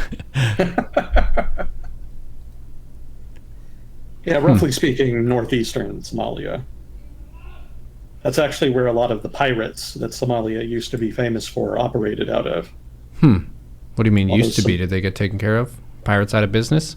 Well, you don't hear about them as much. Mm-hmm. You know, there was a period like 2010 to 2015 when you heard about them pretty regularly. They were much more active. But since then, international law was changed to allow armed guards on international ships. That's a weird, cargo ships, let's say. Armed guards are allowed on cargo ships, whereas they were not before. And so since then, it's a lot harder to hijack a tanker or a cargo ship or something. Respected the security guards are willing to defend against piracy. Nice. Yeah, there's actually videos of them shooting at would-be boarders trying to hijack ships. Didn't used to be like that. It used to be you could just boat on up to a big cargo ship, climb the ladder, throw your gun around, and do what you wanted. Now you have to get shot at. Mm-hmm. It's significantly curtailed piracy correspondingly. They're not easy marks like they used to be.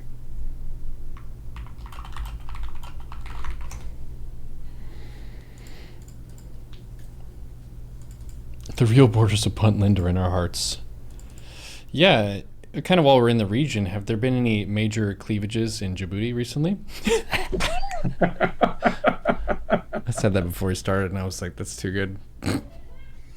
I don't think so. I don't think there's been any news out of Djibouti. Nothing's coming to mind. So you'll have to get your cleavages elsewhere. Okay. I'm afraid. Still a huge ass civil war in Sudan. Mm-hmm. That's still ongoing.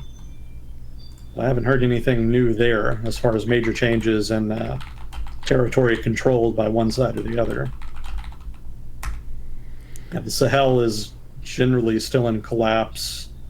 South Sudan is still a mess. There's violence in Ethiopia, specifically in Amhara, but I don't think there's been any change in the nature of that since we talked about it last. War in Sudan, Wikipedia says 13,000 to 15,000 people have been killed and 33,000 others have been injured as of January. How many displaced? 6.5 million. Yeah. That's a lot of displacement. Yeah, I think last episode of World Discussion you were saying that more people are displaced now than ever before. Yeah. Something like some crazy number, like over 100 million. Damn. That's wild stuff. It's no surprise there's been so much immigration into places like the United States and Europe. Yeah. There's just been so many people who have been pushed out of their homes by violence, banditry, terrorism, one thing or another. Yeah, Sudan, what is Sudan's population is like 40 million, I want to say. 46.87 million. So that's a good chunk of their population there. What is that, 46? It's about 13%, thereabouts. So 1 in 10, actually a little more than 1 in 10 people in Sudan have had to flee and have become refugees.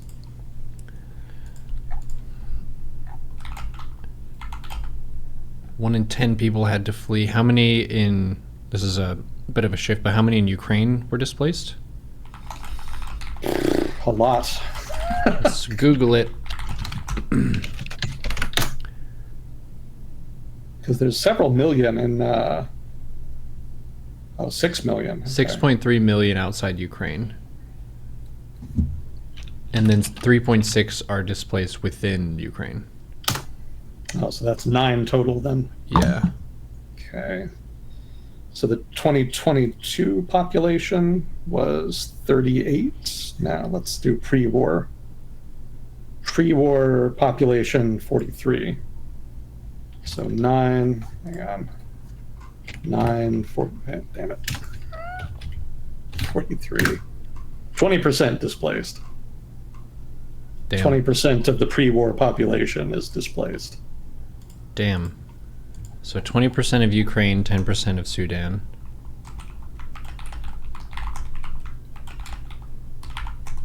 Random other one to throw in, Myanmar. How many people? Yeah, I've got a whole bunch of stuff on Southeast Asia. I was just putting it off. Oh, yeah, you can hit that whenever. Well, we did have another question. Let's see. So let me get that first. Oh, are we doing okay on time? Yep, got about 50 minutes. Oh, okay. Let's see. Any thoughts on the recent cancellation of hundreds of medical licenses in South Korea in response to weakened standards for doctors in the country? Is this sustainable for a country already with limited ability to serve an aging population? I don't think we talked about this, did we? Doesn't ring a bell. Yeah. So there's a shortage of doctors in South Korea. There really has been for a long time. So the current government is trying to address it by lowering the standards that are required to become a doctor in order to try to make it a little easier Also, I think they're trying to increase the number of doctors that they graduate every year. So a lot of doctors don't like that. They would prefer that it stay relatively high. Their concern is that if there's more doctors, then wages will fall. And that's a problem for them, not only just on general principle, but also because wages for doctors in South Korea are not always that good. To say nothing of generally what are considered generally bad working conditions. So their thinking is that it would be better to focus on improving working conditions and maybe even increasing wages to try to incentivize more people to become doctors rather than lowering standards. And they're concerned enough by the government's approach that they have started to basically go on strike. They have started not showing up to work and basically just slowing down in general the provision of healthcare in South Korea. And the South Korean government is basically just not having it. They don't give a shit. So, as the questioner says, they've canceled hundreds of medical licenses among doctors who are failing to report to work and are otherwise just laying the pressure on. They've effectively accepted the challenge presented by the doctors and are going to the mat in the expectation that they will be able to outlast them. So I imagine I've got to think the government is going to win that battle. Because here's the thing, it's not just the government being stubborn about this, or the doctors being stubborn about it for that matter. More to the point, more relevant here, most of the public actually supports the government. People in general in South Korea, from what I've read, do not think that they have a particularly good healthcare system. Try not to laugh, Americans. They don't have a great deal of confidence in their healthcare system, and they perceive the doctors going on strike as being basically an unjustified hissy fit. So they are not on the doctor's side. They think the doctors are acting really entitled here, and they would actually prefer and support the government in cracking down here and pushing through the reform that they were talking about before the strikes happened. So without public support and with the government as committed as it is to pushing through the reform, regardless of activism by doctors, I strongly suspect here the doctors are not going to win this one. Most likely the government is going to get its way here. Really, if the doctors were going to go toe-to-toe with the government, they should have done a lot more to try to get the public on their side first. As is, they just do not make for sufficiently sympathetic victims to make this challenge that they're issuing really workable or winnable for them. So I guess to get to the second part of the question, is this sustainable for a country with limited ability to serve an aging population? Yes, it is. Because like we talked about last time, if push comes to shove, governments can just choose not to take care of their aging population. And that will probably be workable. It's terrible to say, that comes with a big human cost.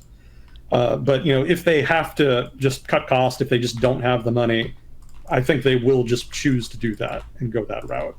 And I don't think public opposition would really be strong enough to stop it. So, yeah, it is sustainable. If you're making the implicit assumption that the government has to take care of an aging population, you can make a stronger case here that the government's position is perhaps unsustainable. But I think even in that case, it's still going to end up being workable because, again, like I said, I think the doctors are going to end up losing this battle and that they're going to end up coming back to work. So, I suspect that most likely once the doctors stop going on strike and make peace with whatever changes the government wants to make, the government will probably just declare some kind of amnesty and give people their licenses back.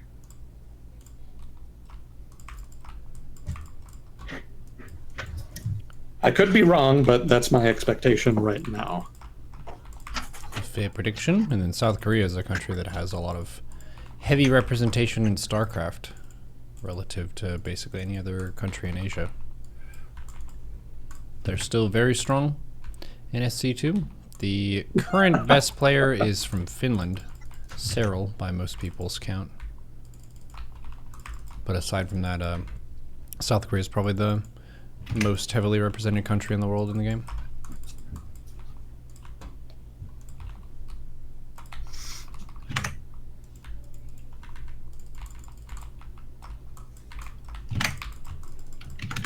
Let's see. Okay. So Southeast Asia. Yeah. What's happening? Well, there's been some stuff going on in Myanmar's civil war, which I'm going to call Burma here, just for partly for simplicity, partly solidarity, well, however you want to interpret that. So one of the things the military government did about a month ago or so is that they passed actually a new conscription law. And they didn't pass it, but they're going to enforce it. Technically, they passed it in 2010. But they announced that they're going to start enforcing it on February. Well, in February. They announced that they would enforce it in February, and presumably they've started doing that. But they also said that they weren't actually going to start conscripting people until April, which I think mid-April. So technically they haven't actually started doing anything yet. So the issue here is that they're going to conscript a shit ton of people. Basically everybody between the ages of 18 to 35. All men aged between 18 to 35 and all women aged 18 to 27 will be required to serve at least 2 years in the military. So this is a major mobilization effort on the part of the government. The only caveat is that they said they would not immediately start conscripting women. Their wording was, "We will not do that, quote unquote, at present." So presumably they're going to focus on men at first and then possibly do women later. They're a little cagey about that. So presumably starting in a week or two, mid-April, they're going to start recruiting just massively. And that's kind of a gamble for them because they're not very popular. And there's a lot of desertions happening within the army. A lot of people are defecting over to the rebels. Not enough to cause a collapse in the army, but clearly it's been enough that they're significantly hurting for personnel to the point where they would just start a mass conscription like this. So it could work out if they are able to get the replacement troops that they need. It could significantly bolster their numbers and give them an ability to conduct more offensive operations than what they've been able to do. But the downside is that it risks potentially pushing people into the rebels. Because obviously, if you're somebody who doesn't like the government but doesn't really want to fight and prefer to just sit out the civil war, conscription like this basically forces you to choose a side. You're either going to allow yourself to be conscripted and fight for the government, or you're going to run off into the forest and join the rebels. Either way, you're going to have to make a choice. The days of just sitting on the sidelines are rapidly coming to a close in Burma. So this could either significantly bolster the army or significantly bolster the rebels, depending on how people respond to being drafted. We'll see. But it hasn't happened yet, again, mid-April. And even when it starts happening, they're probably going to have a pretty limited capacity to mobilize large numbers of people. So they're probably going to start with relatively small tranches of conscripts. So it's not going to be, hey, everybody between 18 to 27 or whatever it was, 18 to 35, you need to come down and do your 2 years. Probably they'll just randomly draft people in smaller tranches over time and then build up, month to month. So, it's not going to be an immediate choice of fight or flight for people, for everybody, but there's going to be a lot of people who do face that choice, and it's going to increase over time in a way that could be detrimental to the government. So watch that space. That's going to be something of interest there that'll probably be significant in terms of defining the course of the war. Other stuff happening is just sort of tactical. The rebels were able to hit the capital with drones. As I recall, they mostly just hit government facilities, and I don't think there were even any casualties reported, although the government may not be entirely honest on that count. But the fact that they were able to get drones and able to launch a coordinated attack like that does suggest that the rebels are increasing the sophistication of their operations, increasing their capabilities, and also that these kinds of operations could increase in frequency going forward. So, you could be hearing more about rebel drone strikes in Myanmar in the coming year, possibly. Maybe it was a fluke. Maybe they just happened into some drones and it's a one-off thing. Who's to say? But in general, rebel capabilities have been increasing over time. So there is some reason to believe that this could become a new tactic that they use and refine over time. Let's see, there was a border town, specifically a town on the border with Thailand, in the east of Burma, that fell to the rebels recently. This was in the past couple days. There was basically a garrison there that just decided to surrender to the rebels after a contingent of government forces were defeated outside of the town. And it's a significant loss for the government because most of Burma's overland trade with Thailand apparently passed through that town. And so that's significance. I mean, anytime you lose a major trade route, that's a problem in terms of revenue, because major trade routes generally generate a pretty significant amount of tariff revenue, which is important for developing countries in particular. So that'll hurt the government's bottom line and in turn their ability to mobilize and fund forces in the field. Other than that, the only other thing I noted was apparently Burma's government, the military government, is responding to these various setbacks, mostly by just increasing the frequency of airstrikes on villages and rebel territory, which may or may not be military targets. Apparently they're pretty indiscriminate. Like if your village is in rebel territory, they just assume that you're helping them. Mm-hmm. And the assumption then lends itself to the idea that by damaging those villages, burning their crops, killing the villagers, they are in turn curtailing resources that would otherwise go to the rebels. So lots of human suffering, in other words. Yeah, and then that has an economic cost as well. If you're ruling your people with rockets, then it's harder for them to boost your economy and so on. Yeah.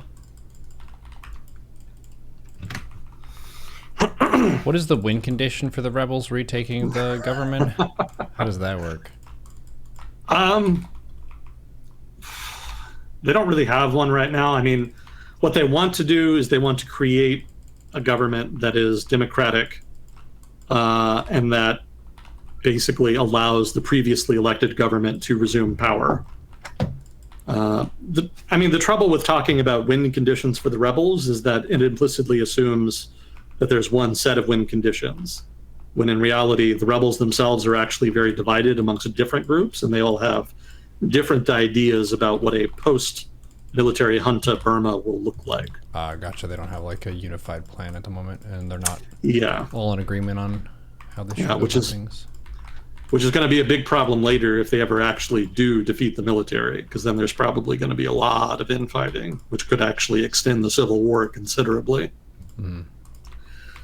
So, that's the downside. But, the upshot is that in so much as there are democratic liberal forces amongst the rebels fighting for a resumption and return to liberal democratic rule, that at the very least, it augurs a return to that style of governance for some portion of Burma, whatever portion that particular rebel group that is loyal to the government in exile is able to seize from the military.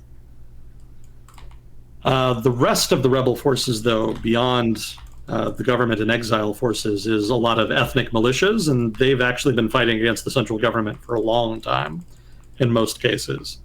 And for them, their desired end state is a federal Burma in which they have significant amounts of autonomy. And that may or may not be acceptable to the broader ethnic Burmese population, which is the majority ethnic group in Burma. So it's not clear how that's going to work out if the Liberal Democrats actually do seize power. You could end up seeing a Rohingya-type situation where a elected government is pushed into de facto genocide because that's the popular thing with the majority of the population. If there is going to be a liberal democratic Burma, most of the voters will be ethnic Burmese, and most of them are probably going to be pretty resistant to a federalized structure in which ethnic minorities get their own de facto independent ethno-states. So that'll be a problem for later. For now, though, focus is just on overthrowing the government, defeating the military. Whether that ends with, rebel forces marching through the capital, or if it ends with some kind of negotiated settlement, that's unclear. The military is definitely on the back foot right now, but that doesn't mean they won't be able to correct themselves later. Do keep in mind, all of the territory the rebels have taken thus far has been on the periphery of Burma. There is substantive rebel presence in the interior of Burma, where most of the people live, but right now that's still a stronghold for the military. So we could hypothetically end up in a state where there is a stalemate, wherein the government is able to hold the interior of the country, and then the rebels hold everything else. All of the mountains, all of the border areas, etc. And at that point, a negotiated settlement is the more likely outcome. If the rebels can maintain their momentum, or perhaps if they lose it, rediscover it at a later date, maybe they can eventually take advantage of the military's unpopularity, as well as its relative isolation, and eventually overcome its defenses and actually seize territory and just defeat it on the battlefield. But for now, the military is still technically the more powerful force in the Civil War. So that seems a little unlikely at this juncture. So, long story short, rebel forces are advancing, but they've still got a long way to go. Mm-hmm. Yeah, and infighting is the thing. Yeah.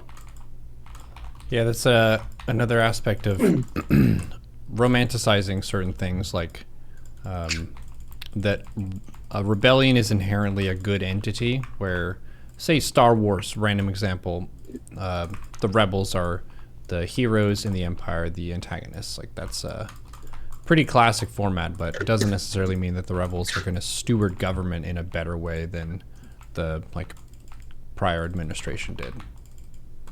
They may still have some of their own shit. Yeah, unfortunately so. They've been pretty good about solidarity thus far. Mm-hmm. There is some cooperation between the forces of the government in exile and the ethnic militias of one kind or another. They are cooperating and working together, but it's not clear how long that's going to last. And I would point out too that they do not actually have a unified command. So cooperation is not the same thing as integration of forces. That has not happened, and probably will not happen. The ethnic militias definitely value their independence, and they're likely to protect that pretty jealously. Mm.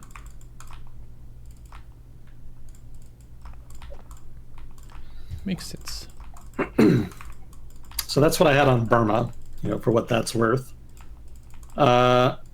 Indonesia had a presidential election fairly recently, and there's not really a lot of change here. Basically, there had been a reformist candidate that had been governing as president for, I think, 2 terms, if I'm not mistaken. Somebody in chat, please correct me on that, but I think Jokowi was a 2-term president. But anyway, he had to leave, term limits and whatnot, so he had to pick a successor that he would back. And his choice was interesting. So one of the things that happened in the last presidential election is that Jokowi was basically challenged. His lead competitor was a guy who had married the daughter of Suharto. And Suharto was the dictator who ruled Indonesia for much of the Cold War. He was backed by the West. He was anti-communist, etc. It was one of those deals.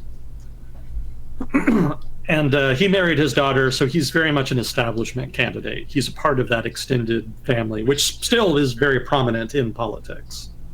They're not like the leaders of any major party per se, but they are well connected. Obviously being in power in a dictatorship means that you get a lot of good connections with business leaders, political leaders of one kind or another, religious leaders, etc. So, even if they're in the background, the Suharto family writ large is still kind of a force within the establishment. And so this former general, his name is Prabowo Subianto. I apologize if I'm mispronouncing that. He had been Jokowi's main opposition. And he ran on a fairly nationalist conservative platform, but he was not able to win because Jokowi was the reformist candidate, and people were very much in the mood for that. They wanted somebody who was not perceived as part of the establishment, and Jokowi was that guy. So Subianto lost, and I would point out too that Subianto had run for president before, and he'd lost every time. So this more recent performance, when he was running against Jokowi, that was one of his strongest outcomes. Over time, he'd kind of been improving his outcome, but he had never been able to win. Now, the result after the election was that Jokowi won, but Jokowi recognized that Prabowo and the forces of conservatism in Indonesia were very powerful and had actually increased their presence in the legislature. And so in the expectation that they would be very, how should I say, obstructionist in terms of how they treated his agenda, he decided to create an alliance with them in order to try to smooth over the differences so that he could actually govern and make changes in his capacity as governor and leader of the reformist faction, so to speak, of Indonesian politics. And he did that by actually inviting Subianto, the guy that he had just beaten, his main competitor, into his government. And he actually gave him a cabinet position, which is a very unusual move. That would be like Donald Trump giving, who did he beat? Hillary Clinton. That would be like Donald Trump giving Hillary Clinton the position of Secretary of State or something like that. Like, it was weird. It was an unexpected outcome. But again, this was Jokowi being pragmatic. He wanted to try to cement that alliance so that he could pass legislation and get things done. But of course, the cost of that is that his initiatives and policy platform had to shift to the right and be less ambitious. He couldn't go like full progressive or full anti-corruption. He had to try to work with what he had, and what he had was a kind of unity government that included a lot of people that were a lot more conservative than his main constituents. So that's what they did. It worked relatively well. A lot of people were a little disappointed that they weren't getting the progressive government that they had been hoping for when they voted for Jokowi the second time. But he was still relatively popular. So at the end of his second term, he's not running again. He has to choose somebody to back. So who does he choose? So he actually chooses Subianto, which again had been his competitor and was an establishment candidate who was not a reformist. So this is, again, another weird outcome here. And this is likely part and parcel of Jokowi kind of slowly integrating with the establishment. Because while he is still nominally reformist, he also made a lot of compromises to try to get legislation passed. And at this point, he's kind of more of a centrist candidate, you might say. And one of the manifestations of that is that his son has gotten involved in politics and was accepted as, I think, vice presidential running mate by Subianto. So Subianto here accepting the son of his former rival into his new administration. Even his prospective administration. And that was actually kind of illegal. You're not really supposed to do that. There's actually, I think, an age requirement for vice president. If I'm remembering this correctly, there's an age requirement. And he was taken to court over that. That is to say, Jokowi's son. And they came up with some weird technicality to make it work. So the court ended up ruling in their favor. But that was broadly perceived as the result of political influence. The technicality was seen as being kind of artificial. There's a pretty strong suspicion here that Jokowi and Subianto tried to kind of bend the rules here in order to get their preferred guy, again, Jokowi's son, into the new administration so that they could maintain the de facto alliance between them.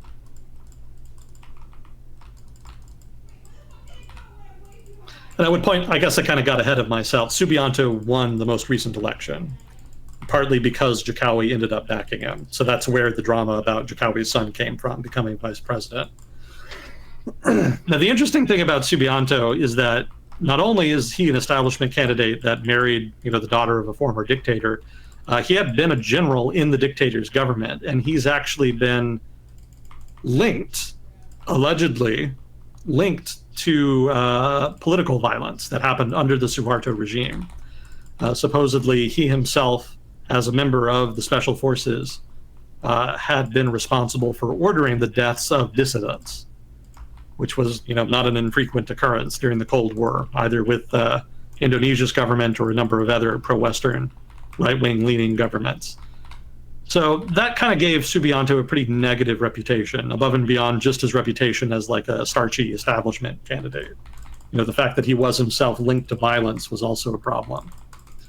So, the fun note here, beyond just the general happenings of Indonesian politics and the fact that they have a new president, if you are Subianto, or more accurately, the guy on Subianto's campaign, while he's running for president, responsible for his public image, how do you deal with these allegations of, murdering people?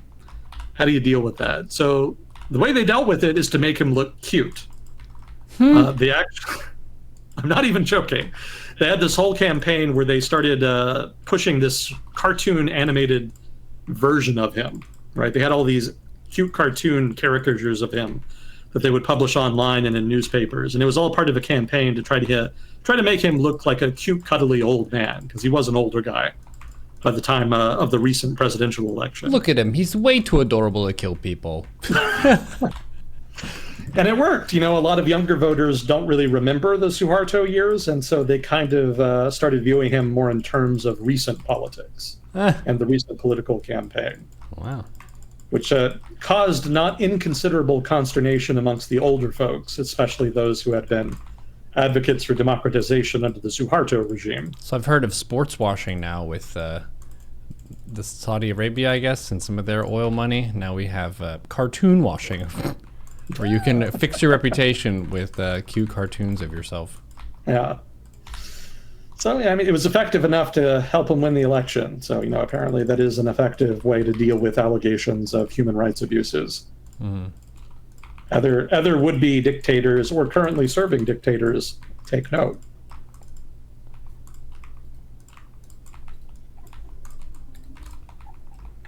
Indonesia is an interesting country because I usually think of Southeast Asia, I guess not as a Muslim area, but Indonesia is a predominantly Muslim country. Oh, yeah. For sure. So that's going to influence a lot of their culture and politics and so on in some capacity. Yeah, not as much as in a lot of Muslim countries. Southeast Asia, the other Muslim country in Southeast Asia is Malaysia, right? So between Malaysia and Indonesia, the strain of Islam that they adhere to is relatively mild. So yes, it is influential on their culture and whatnot, but it's not as pronounced as, say, the Arab world, where Islam is like a core component of Arab identity. True. Pan-Arab nationalism really puts a lot of emphasis on Islam, even if they don't actually, in practice, allow it to operate very independently. Mm-hmm. It's kind of a fascism thing, right? Fascism is about, embracing traditional identity, while also subordinating it to the totalitarian state. Mm-hmm. And so while on the one hand, the Nazis and Italian fascists venerated religion as a traditional facet of the conservative identity in Germany and Italy, they also subordinated the church in both countries to the government.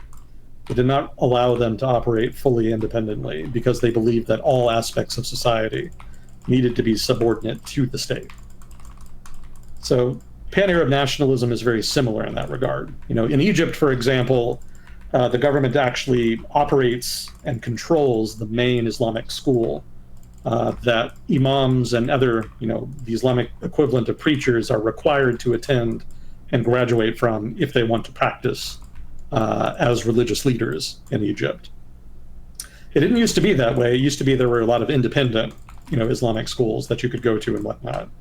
But the Pan-Arab nationalist government that seized power with Nasser back in the 1950s changed that pretty quickly. For them, they wanted Islam to continue to be an important part of daily life, but they also wanted to control it. They didn't want it to be a potential ulterior pole of power within society. They wanted the state to be supreme. And so they pretty quickly centralized that, and it's become more centralized still since the Arab Spring happened, because obviously that resulted in an Islamic political group taking control of the country nominally. So much more important there in terms of identity and politics. In Indonesia, it's relevant, but it's not. It's kind of just one of many things. It's more of just a tool people use to bludgeon each other. Mm. If you want to be a conservative candidate in Indonesia, embracing Islamic values is part of that, and attacking your rivals for perceived lack of adherence to Islamic values, that's there. But that's not really any different than you would say with Christian fundamentalists in the United States, or, generally social conservatives anywhere. It's the same style of politics. Yeah, to a degree, Indonesian nationalism cannot afford to put Islam, front and center as part of the national identity, because while something like 80 to 90% of the population is Muslim, they have large religious minorities in the country as well. And where those religious minorities are located, they tend to make up either a majority or a large minority of the population. So you can't really ignore them. The further east in Indonesia you go, the less Muslim it becomes. So, you get into like the Celebes or the Spice Islands, that whole area in the middle of the country. There's very large numbers of Christians there. And there's not infrequent communal violence between Christians and Muslims on account of it. So in order to make sure that communal violence never spins out of control, the Indonesian government has built a form of Indonesian nationalism over time that is very inclusive, much more so than you would see in pan-Arab nationalism, which tries to be inclusive of religious minorities, but kind of struggles to balance that with the preeminence of Islam in the national identity. For example, in pretty much all Arab countries, Islam is the official religion of the state, like very explicitly. In Indonesia, I don't believe they do that. I think it is technically a secular state. I would point out, too, that on Bali, they actually have a Hindu majority, weirdly enough. It's a residual Hinduism. Hinduism used to be the main religion of Indonesia, clear majority, and then they were slowly kind of ground down and replaced by Islam over time. There's lots of old Hindu temples in the rest of Indonesia. But Bali is the only place where people stayed Hindu.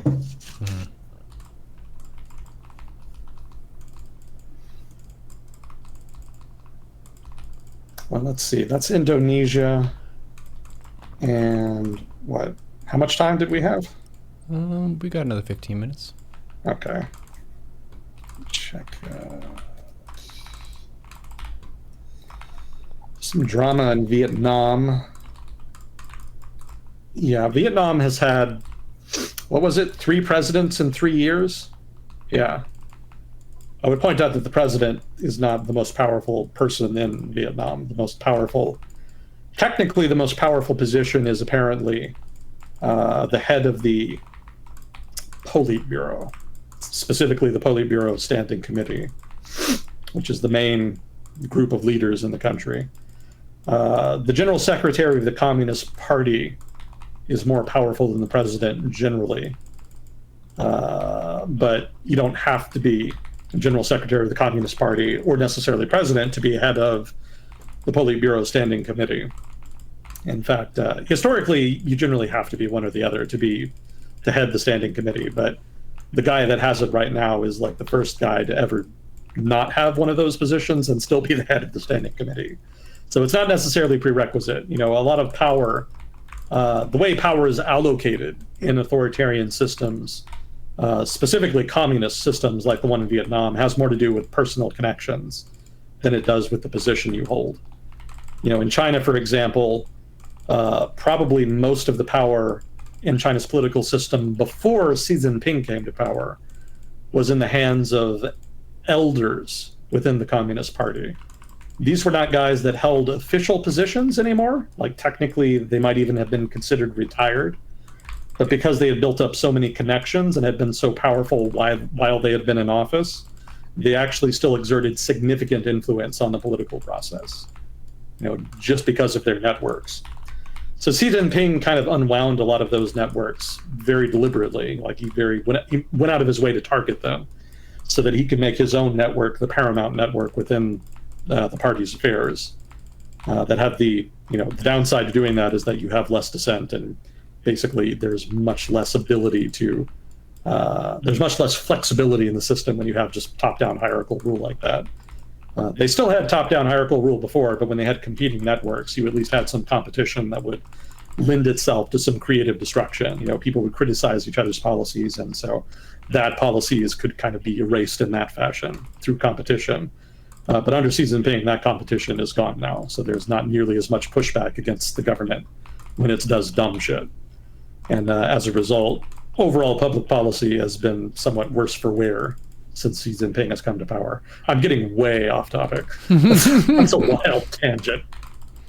But that's just to illustrate how power works in communist systems. Like it's more about who you know than your position. So a lot of this guy, the current sitting head of the Politburo Standing Committee in Vietnam, he holds that position not by dint of his control of the party or the government, but just because so many people in powerful positions in both the state and party are within his network and are de facto subservient to him and are dependent on him for patronage of one kind or another.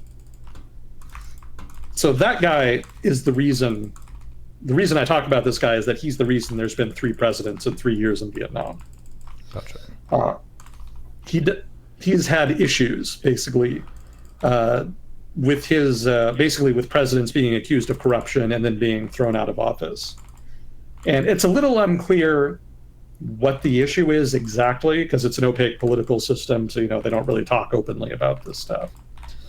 But the suspicion is that this guy is trying to appoint a successor because he's in his 70s. He's very close to dying. To be blunt about it, like he needs to kind of appoint a successor. And the issue is that there's substantive opposition within the party to his choices because he's basically choosing somebody who wants to continue his faction's preferences in government. This guy Trong, I think his name is, who is currently the de facto leader of Vietnam, is more conservative. He's a little more reluctant to fully embrace markets, and in general, he's risk averse.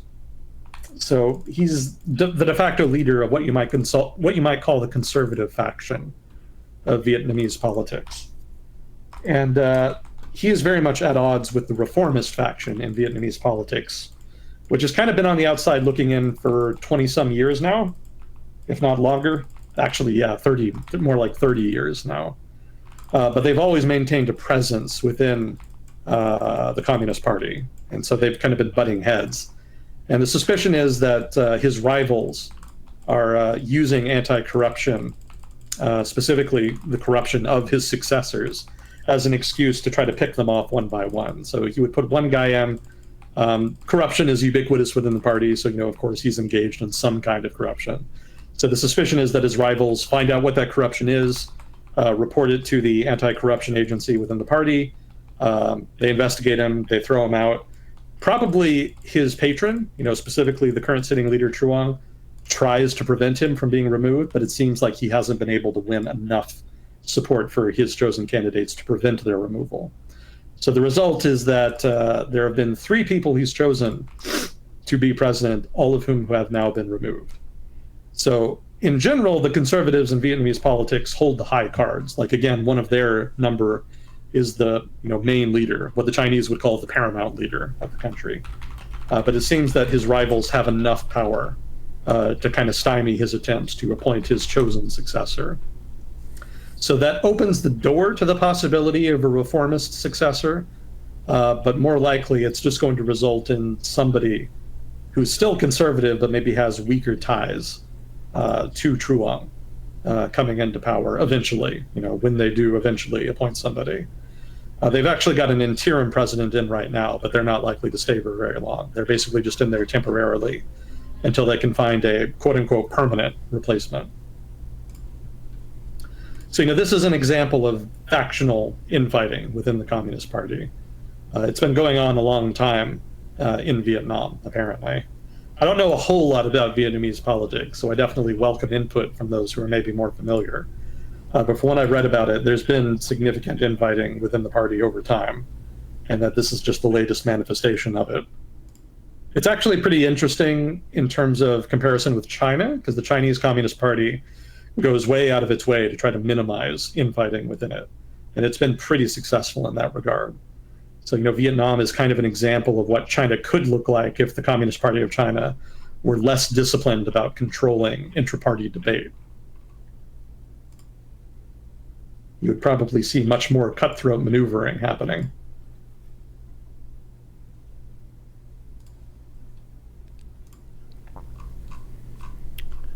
We did have a question about Ecuador?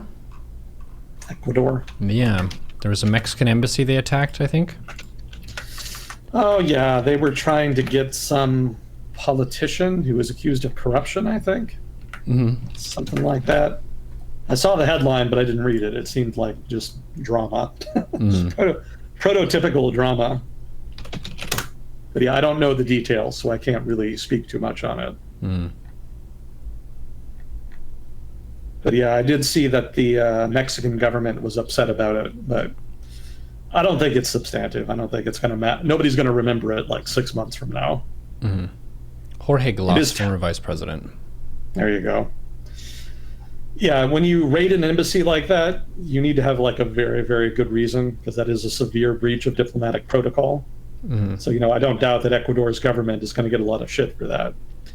But at the same time, like, what's anybody really going to do about it? It's more of a problem for Mexico than anybody. And Mexico's foreign policy has historically been one of non-interference. They generally go for neutrality and non-confrontation. So the result is that they don't really have much capacity to inflict pain on other countries. Like, they've very much gone out of their way to avoid doing that. So, other than some sanctions that probably won't mean anything, I don't think the Mexican government can do anything more than take symbolic action. And whatever symbolic action they take is probably not going to last more than a few months before they just normalize relations. But yeah, again, I would have to read more about the specifics to know why Ecuador did that, what they were after. I assume it was part of some anti-corruption thing, would be my immediate guess. But I'm pretty skeptical that it's going to escalate beyond that.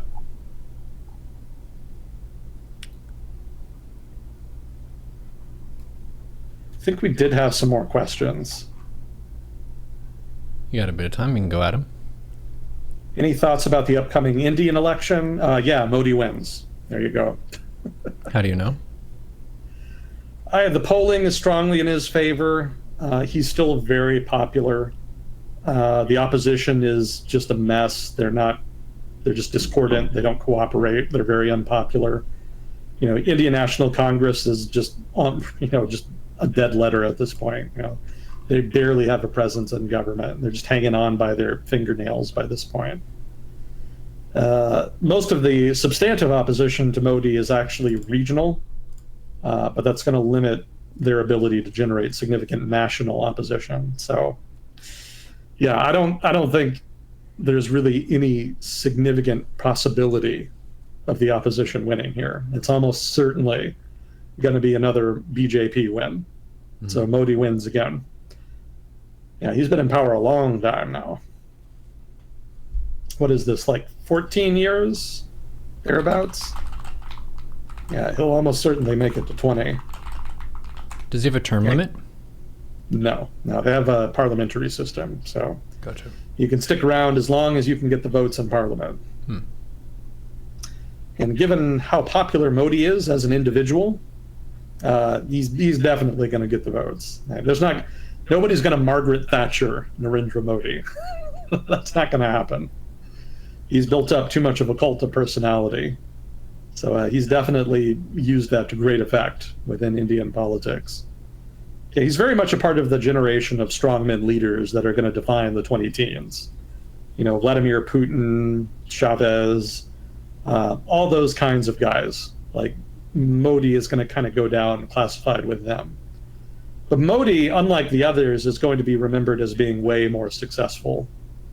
Like, of all that cohort, pretty much only Putin kind of posed the possibility of really being comparable to Modi in terms of success. But with the war in Ukraine going as badly as it has, like, that's not in question anymore. Putin's not going to be remembered as an especially successful president at this point. He was successful for a while, but the tail end of his career as president has not been nearly as prestigious. So Modi, by contrast, has not only significantly maintained his popularity, despite a number of headwinds that have faced him and his administration over time, but he's also been relatively successful at governing. It's been a mixed bag at times, but overall, he's been very good at maintaining power and wielding power at the same time.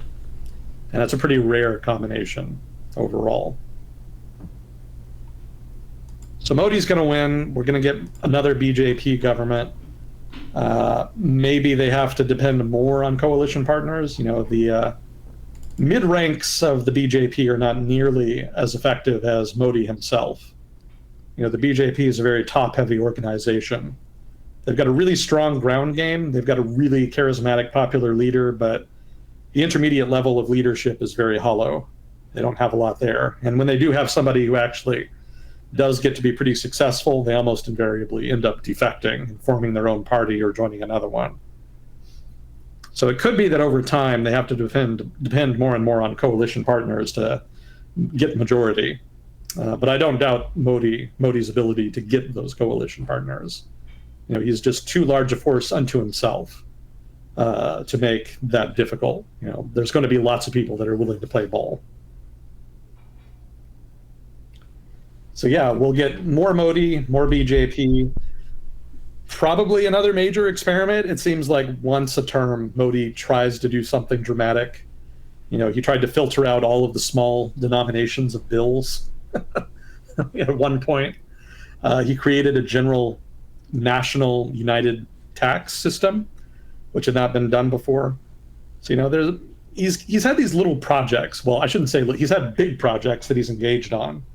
Often to mixed results, but probably after he wins re-election, they're going to try at some point to do another one. It could be CAA. We've talked about that before. That's the whole refugee/citizenship/ let's kick the Muslims out of West Bengal attempt that they might make. It could also be what was the other one they were talking about?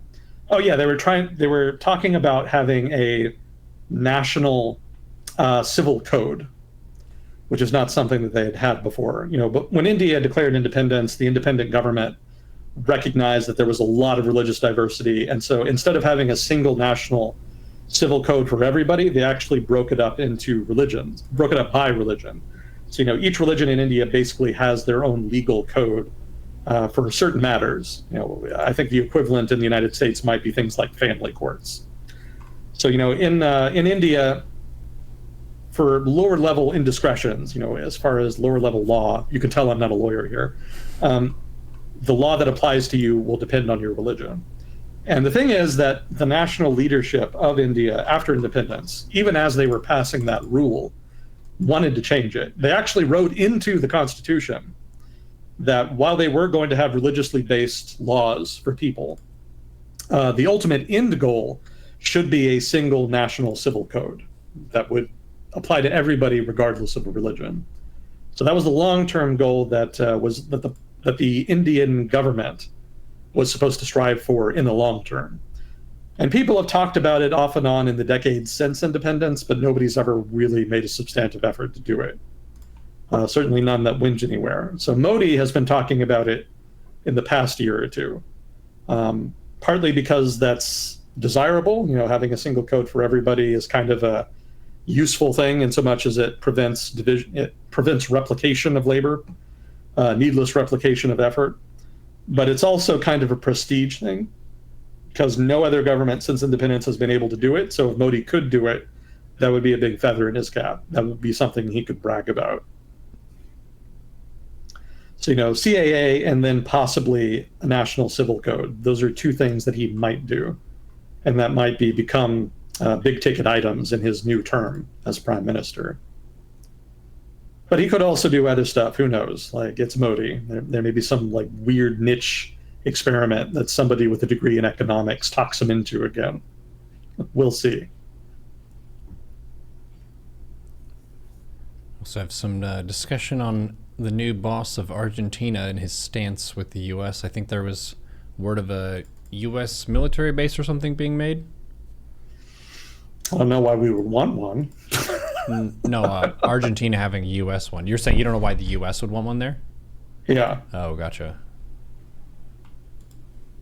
Yeah, I'm not sure what the impetus is there. There's nothing going on in South America that would lend itself to the U.S. wanting a significant base there. I guess you could say narcotics, stuff like that. But if you're going to do that, then it would be better to have a base in Ecuador or Colombia. And I think we've already got some bases in Colombia. We used to have a big one in Ecuador, but the Correa kicked us out, so don't have access to that anymore. Yeah, Correa was a Chavista leader, and so he was always pretty iffy about the U.S. and its military presence in Ecuador. But I don't think we've ever had much of a presence in Argentina, and I don't know why we would want one. It would not be that useful.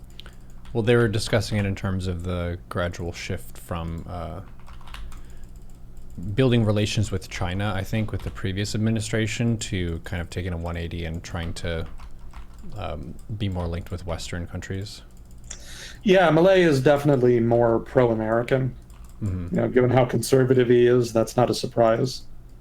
But there's a limit to what can be done, because I don't think he's going to be able to get like some kind of major free trade deal passed. Mm-hmm. And other than that, like in terms of national security, we're already treaty allies. Mm. We're already a part of the Rio Treaty, which technically obligates us to defend each other. Mm-hmm. So, and there's already a lot of defense cooperation in other areas. Argentina is actually designated as this is to say the federal government of the United States legally designates Argentina as a major non-NATO ally.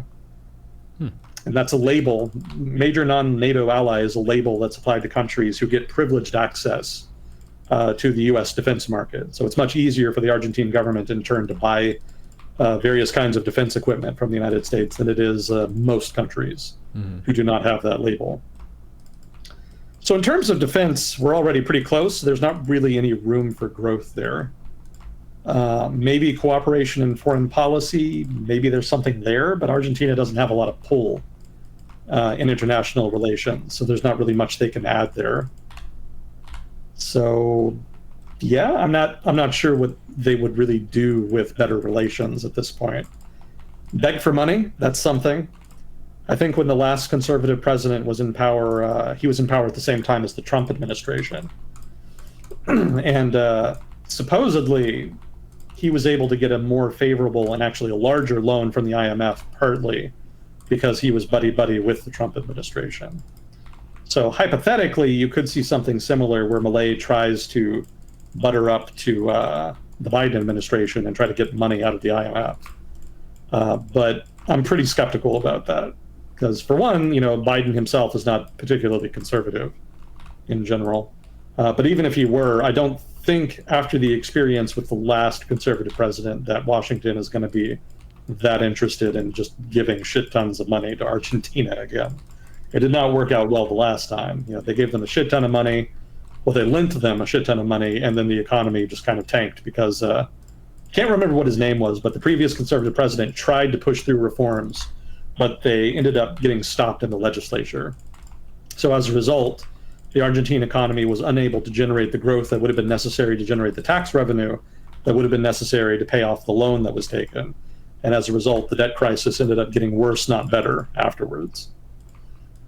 So if they were going to give more money than the IMF is already giving them, and I think the IMF already cleared a loan recently, so I don't even know that this could all be a moot point in the face of the fact that the IMF is already lending money. But maybe if he begs the Biden administration, the IMF will give them even more money, hypothetically. But that money would be contingent on confidence in the legislature's willingness and ability to pass significant economic reforms. And right now, there's enough opposition in Argentina's legislature to the most radical of Milei's reforms that it doesn't seem likely that those are going to be passed. Some of his more moderate economic reforms are more likely to be passed, but I haven't seen much traction on that yet. It could be that they do something, but again, I haven't read about any happening yet. And it may be that there's not enough votes to make them happen at all. So in so much as that's the case, there's definitely no money coming. I don't think the Biden administration is going to be in the least bit interested in just dumping more money on loans to Argentina that they're just going to end up defaulting on again. So yeah, relations are getting better. The Milei government is more pro-American. Doesn't really mean anything, though. That would be my assessment. Yeah, they're not going to capitalize on that relationship as something that's going to be major changer in the region overall. That makes sense. Yeah, that's my prediction at this point. Making a military base would be expensive. You want to have a reason to put it there. Yeah, I mean, look where Argentina is. I mean, it's kind of in the middle of nowhere, geopolitically speaking. Like, there's no major trade routes that go near Argentina, and there's no major like conflict zone or major area of strategic competition near Argentina. So, what then would you use a base in Argentina for? Like, that's not really clear to me. Maybe that's beneficial for Argentina, since presumably the U.S. government would be paying them a bunch of fees to use the base. Maybe that's why the Argentine government is talking about it, but I'm very skeptical Washington is going to be interested.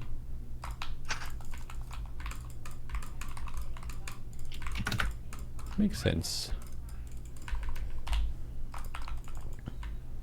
And then we got another question on China murmuring about reclaiming Taiwan, which I think we've talked about this a few times, but did they do some different murmurs this time? No, it's the same muttering and murmuring they've been doing since 1949. Gotcha. Yeah, there's nothing new there. They have escalated a bit their brinksmanship with Taiwan. You know, they've been flying more of their aircraft near their airspace, sometimes through some of the airspace near Taiwan, closer than usual. You know, they've been forcing the Taiwanese Air Force to scramble their aircraft a lot to intercept a lot of these incursions, to the point where it may be exhausting their Air Force. Mm-hmm. But beyond that, they haven't done anything new.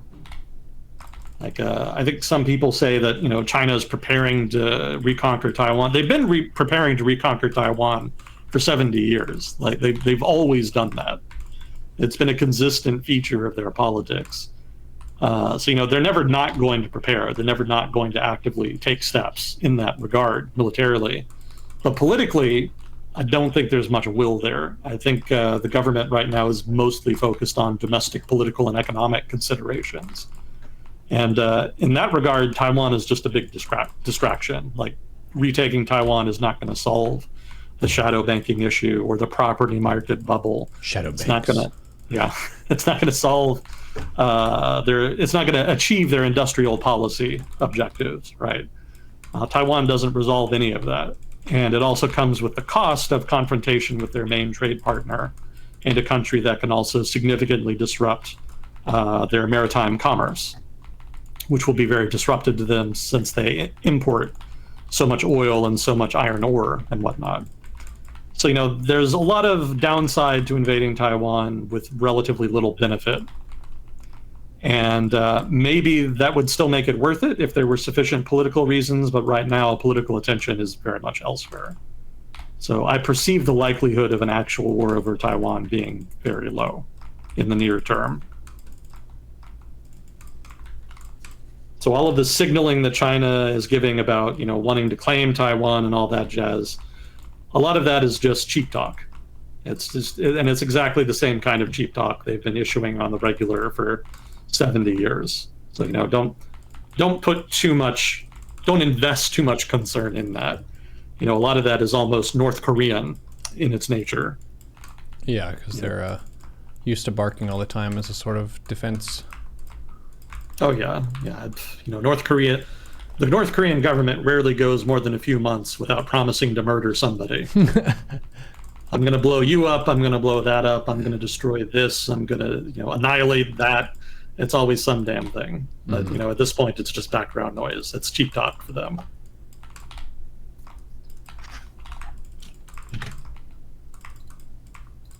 That makes sense.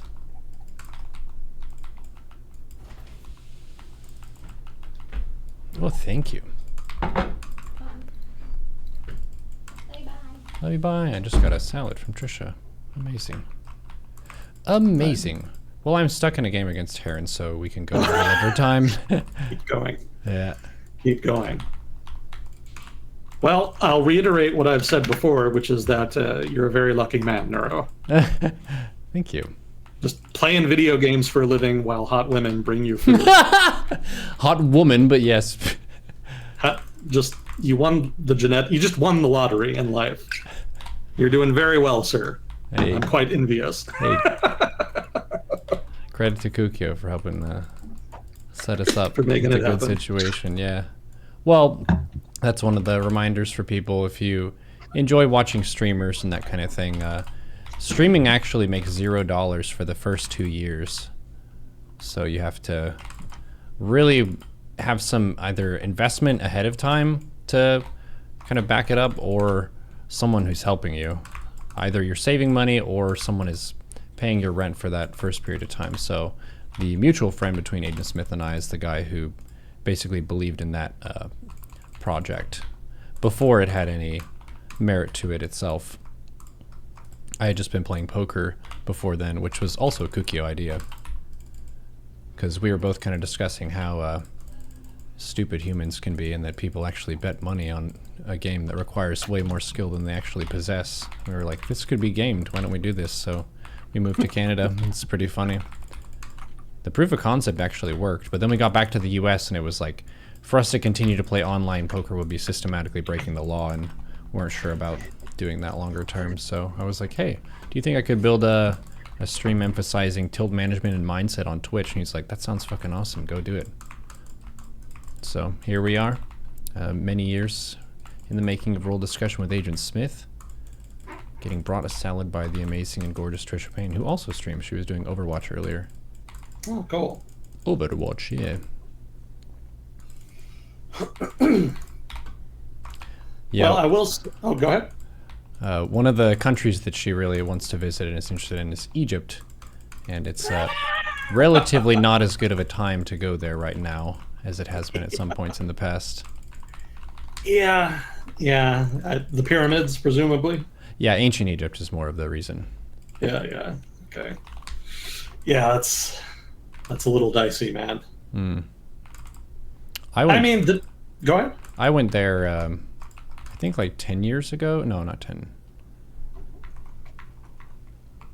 Maybe, what was the time that I went to Egypt? I would have been just finishing TAM stuff, so this was before UT Dallas. So like 2008, 2007, I think, is when I went. Yeah. Yeah, before the Arab Spring. Yeah. Yeah.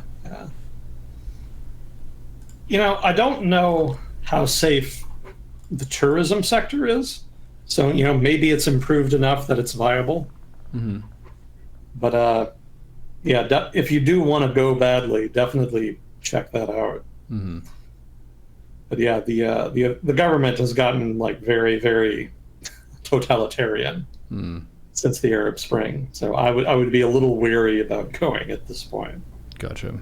But given that tourism is a major generator of revenue, maybe maybe they'll be nice. Maybe that is something that they kind of go out of their way to deal with kid gloves. That is to say, maybe they deal with tourists with kid gloves, since that is such a money generator for them.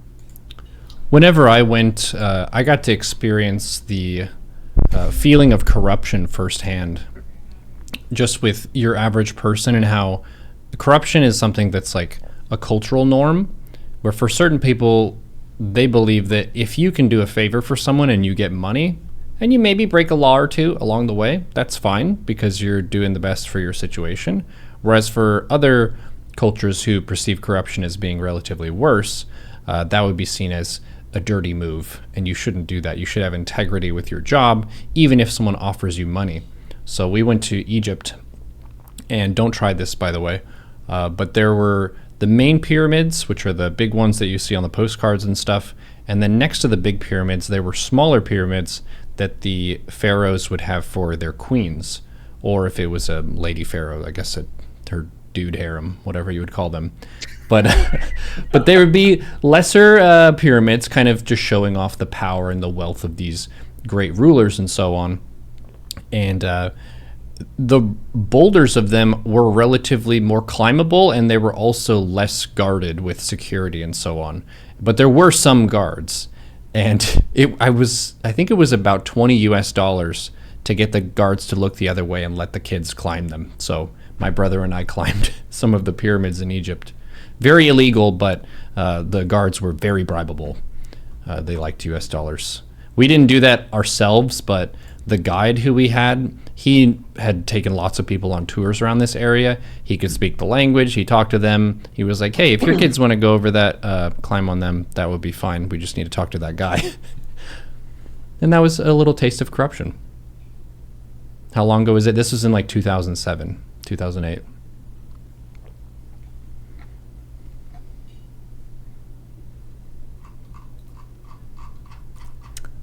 But yeah, we got out of our amazing Zerg versus Terran game there. We've had some entertaining matches. It's always funny to me whenever someone's like sweating out of their mind to try to beat me in a match, and I'm trying to listen to you at the same time. So on like a emotional level, I really don't care if I win or lose these matches, but I know a lot of my opponents really care and they're really fighting hard for it. So it's nice for me because I feel like I'm gaining value by you sharing knowledge with us and having this discussion and everything. So even if I lose a match, I still gain information. There you go. But we have had some grumpy opponents, which is funny. Interpol will be coming for me soon, no doubt. Yeah, I've probably violated some international laws with that one. Was it both sweet and salty, the taste of corruption? You know, I didn't really bite the man or put my mouth on him, so I don't know. I didn't really taste it.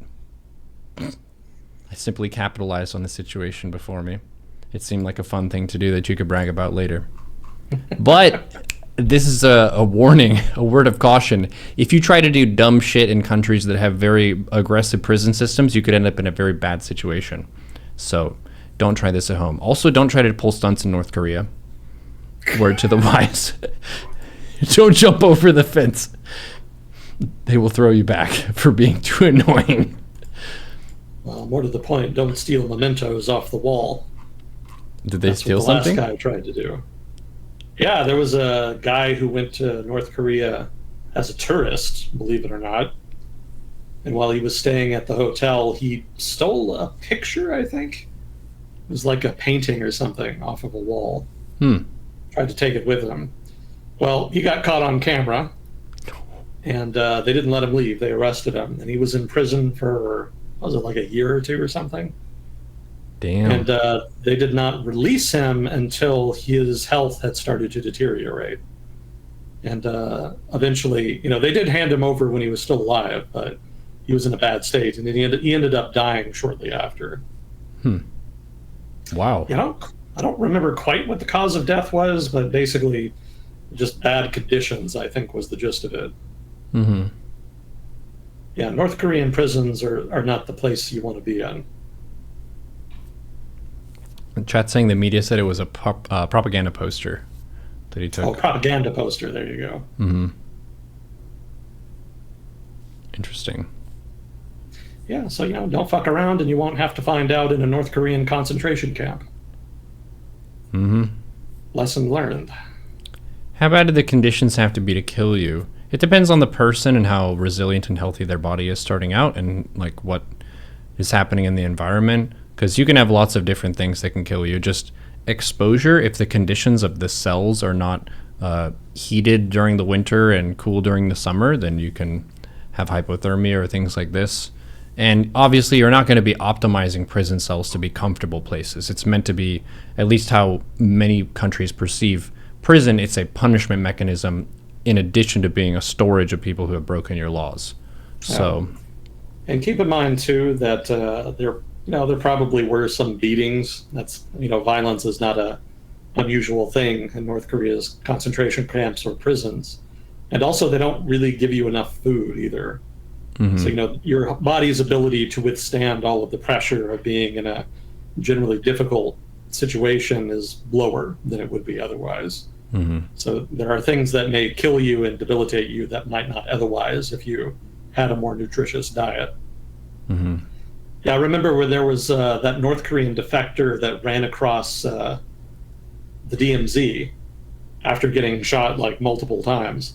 He got over to South Korea, and when they got a hold of him and sent him to the hospital, they found out that his intestines were just full of fucking worms. You know, his diet was just so bad that he'd been that he basically ended up with a severe case of worms in his digestive tract.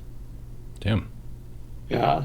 So it's conditions are bad, basically. And one of the ways that manifests is in terms of poor diet, poor, a weak immune system generally, beatings. I guess beatings aren't a result of poor conditions per se, but they do exacerbate the poor conditions. So, just a confluence of factors, shall we say, likely resulted in his ability to recover and withstand those conditions being significantly compromised to the point where he was unable to recover from whatever it was that resulted in him entering the state that he was in when he was returned to the United States. Chat saying the North Korean fertilizer is human feces, so they get parasites. I guess it says something about North Korea that I can't tell if that's a joke or not. Yeah. Well, it costs money to get like good manure and fertilizer, right? So if there's a way to redirect that in a more cost optimal but not health optimal way, then I suppose that could happen. Can't rule it out.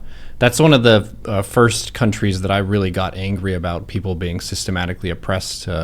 We watched that like first Vice guide on North Korea that was so good at the time. Like no one was really doing that, and a lot of people had never really heard of what's going on in North Korea, but it really does feel like going into a time machine into the 70s or the 80s or something, because they use so much old shit.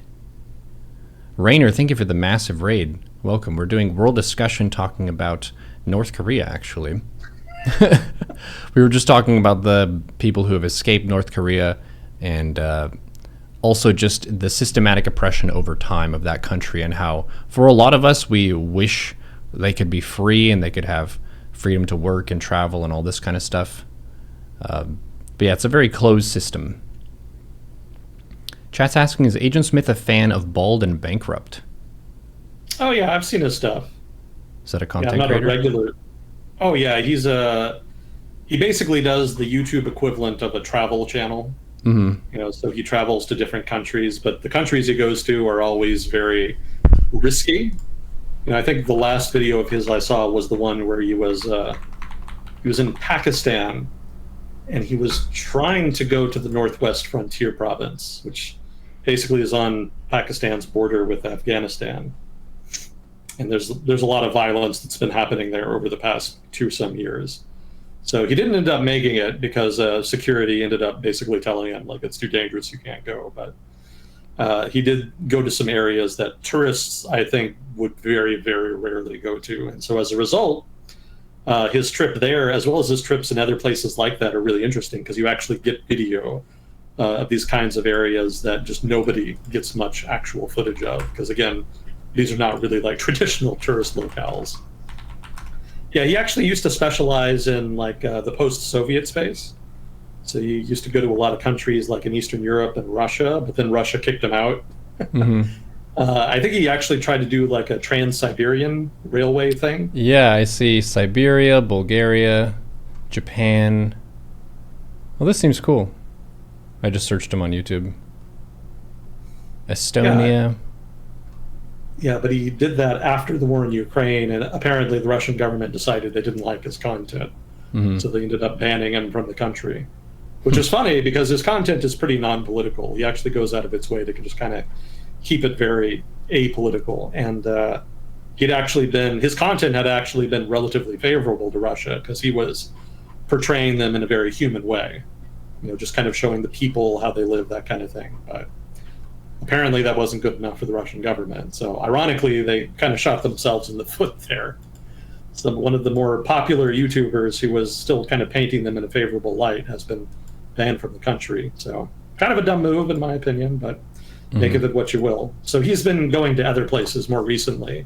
I think after that he went to like Syria at one point. In Damascus, did a video there. He's been to Afghanistan. I think he went to Kabul for that one. So pretty cool stuff overall. You have to hand it to him. He definitely takes risks in his content. Yeah, for sure. And you're going out your comfort zone big time if you're going to countries where you don't speak the language and so on. It's pretty brave.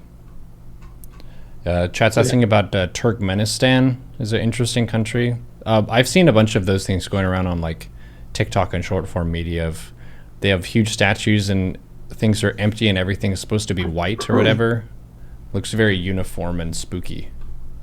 Well, they've what was his name? Turkmen Pashi, father of the Turks, or is it father of the Turkmen? I guess it would technically be.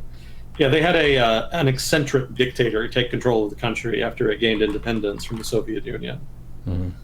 Yeah, and as a result, he became like the centerpiece of the country's affairs. Like he even renamed months of the calendar after himself. He wrote a book that everybody was required to read. You know, he built statues of himself. Just all kinds of crazy, eccentric dictator type shit. Oh, okay. Yeah, I mean, he couldn't do too much damage just because the country is so small. You know, it's only like 6 million people, maybe. Mm-hmm. And it's mostly desert, disproportionately dependent on energy exports, you know. So, you know, in a small country like that, there's only so much damage a dictator can do in general. Mm-hmm.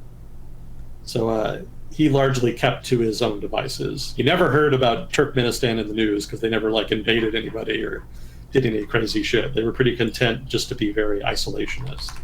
In fact, as I recall, that's been a cornerstone of their foreign policy since the Soviet Union collapsed. They've been pretty much all about insularity and neutrality. They just stay out of everybody's affairs, and as a result, they've been kind of a non-entity as far as international relations goes. Yeah, just so people can see it on the map here, it's kind of squished between Iran, Afghanistan, and Uzbekistan. That kind of spot. So it's a pretty big landmass, but I'm guessing if they're not intervening in a bunch of places, they probably don't have tons of resources. Yeah. Yeah. They have Caspian Sea access, and that's about it for water.